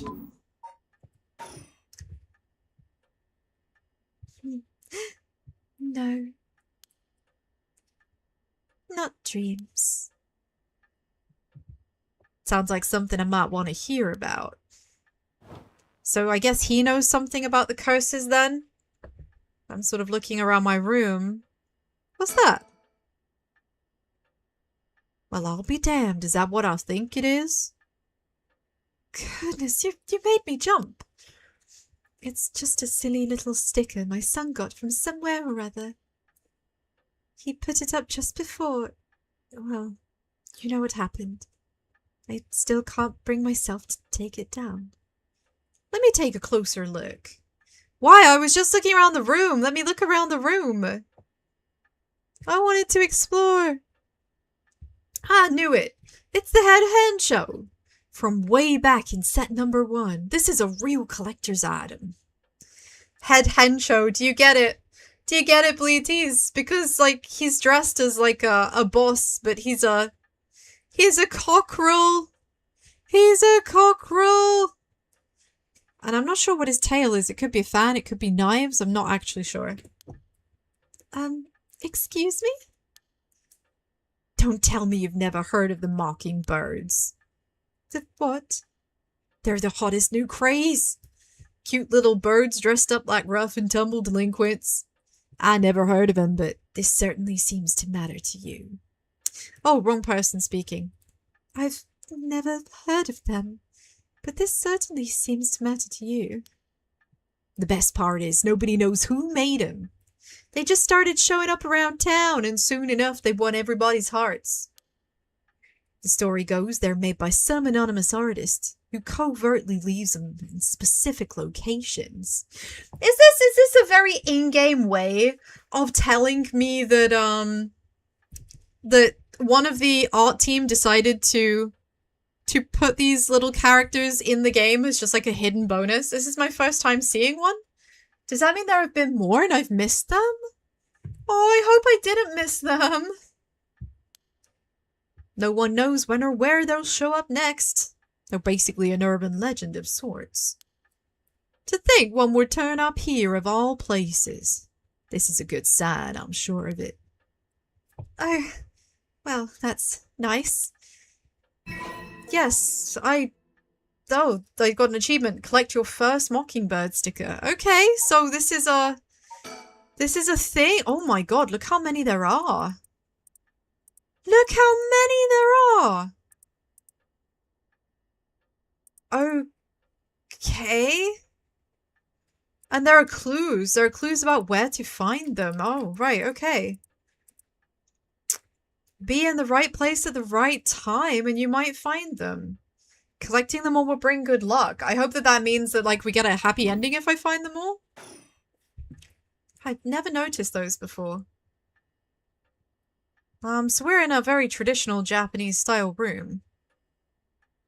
Huh, it doesn't seem to be anyone lurking. A fax machine that can send images to other places along the telephone network. I don't really know how it works. Most houses don't have one. Rarely find use for it. And yet even now, in the year of our Lord 2026, businesses in Japan still rely on faxing information for timesheets and such. A color television. Wow, in the 70s? This lady really is from nobility. She is minted. Father bought one as soon as it hit the market. He likes to have the latest gadgets. Unlike the latest models, there's no remote control. We've had this for a long time. Back when it was new, we all gathered around and marveled at it like a family. But with father and my husband being away so often, it quickly fell into disuse. There's a clock, and the time is obscured. I can't actually see what time it is, and I don't know if the clock is actually working. The swinging of the pendulum cuts through the room. It feels livelier than usual with Richter here, but maybe that's just me. Very pretty scroll here with flowers on it. I don't know who painted it. It's been hanging here since before I was born. An arrangement of flowers. We bring in someone to do it. I don't even know what the flowers are called. That's kind of sad, isn't it? You don't know what the flowers are? A stereo unit with separated speakers designed for home use. My husband insisted on buying one, even though he isn't even here to listen. He isn't one for listening to music. I guess that's it. I guess now we've just talked to Richter, who is the private investigator, who is kind of almost dressed like a pimp a bit. Like, I don't know. A friend told me about him. They said he's not very well known, but he's good at what he does. When I first visited his office in Ota City and saw how he dressed, I could hardly believe he was a detective. But after talking to him for a while, I changed my mind. He says some strange things at times, but he seems reliable. So this guy, this Richter Kai. Richter is not a particularly Japanese name. It's a very German name, isn't it? Richter. So it does make me wonder, what do we know about him? He was once a police officer. Okay. Once a police officer, he was racked with guilt over the police's inability to help all those in need. and quit the force to start his own private investigation firm. Ooh. However, his soft-hearted nature leads him to take on too many cases and has put his office in dire financial straits. So why didn't he just join the occult force then? Why didn't he join the occult force? I realized I just disappeared. Sorry about that. I just disappeared. I accidentally tabbed it away. Genius. So how he's still in business is a mystery, with some whispering that he has a wealthy patron. I wonder if it's the same wealthy patron that's paying for the research. What do you think? I think it sounds plausible. He excels at covert investigations and tailing his targets. But his biggest source of happiness is nuzzling his pet female albino parakeet, Ernestine! Ah! He has a pet parakeet! That's adorable. Okay, yes. We know about you and your agency now. So we had met him briefly as Shogo. So let's speak to him. Let me bring you up to speed. We were in the middle of a chat when you suddenly started spacing out. And the whole time you were grinning to yourself like you won the lottery. Care to tell me what that was about? Well, where to start? She says where to start. Very interesting. But I feel like now is a good place to stop before we get too deep. Before we get too deep, Bleaties. Wow, that's it. That's today's 3-hour slot. Thank you all so much for coming and spending your time with me, Bleaties. I really appreciate it. I'll be back on Wednesday with No, I Am Not a Human, picking up where we left off. And I'll be carrying on with this on Sunday. So I hope that you'll come and hang out with me on Sunday and on Wednesday. I hope you're enjoying these. I love these kinds of like spooky games. I just wish there were less jump scares because I'm such a big baby. So, Bleaties, thank you so much for coming and spending your time with me and choosing to hang out with me. It means the whole world to me. You guys are the bestest good eggs. Thank you for continuing to be good eggs. I really appreciate it. Now, sharing is caring, so I'm gonna send you to someone else who's playing something. Let's see. Oh, who's online? Who's online? Oh my gosh, there's some very big people streaming at the moment, and it's making me feel a bit insecure. I wonder if I can send you here. I'm gonna try it. Sometimes some people don't take raids, so I'm gonna try and send you to this raid, but it might refuse. Yeah, you can't raid that channel. Okay, that's fine. That's fine. I'm gonna send you somewhere that will accept. That will accept. So let's go to. Oh, that's really cute. How do you guys feel about people who are streaming in Japanese? Do you guys only want to go to streams that are in English? Or do you mind? Are you happy for other language streams? What do you want? Because I think some of the cutest streamers are like the Japanese streamers. And there's a couple of them live right now. So I was wondering maybe I should send you to one of them. Because some of them are live, and it looks adorable.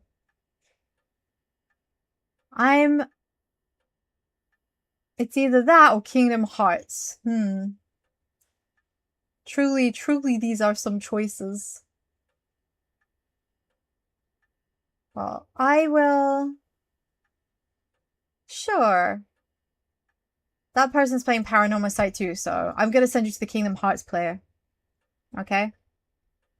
I hope that you'll be nice to them and you'll share the good egg energy. And don't forget to come back on Wednesday to see me get spooked by even more weird flesh-eating, body-snatching criminals who claim to be human honest governor. Until then, have a wonderful rest of your day. Thank you so much for the head pats. Thank you. I will thank you for the hydrate as well. I'll have a sippy, I promise. I will see you on Wednesday at 12 o'clock UK time for No, I'm Not a Human. So until then, have a wonderful rest of your day. And bye-bye! Bleh.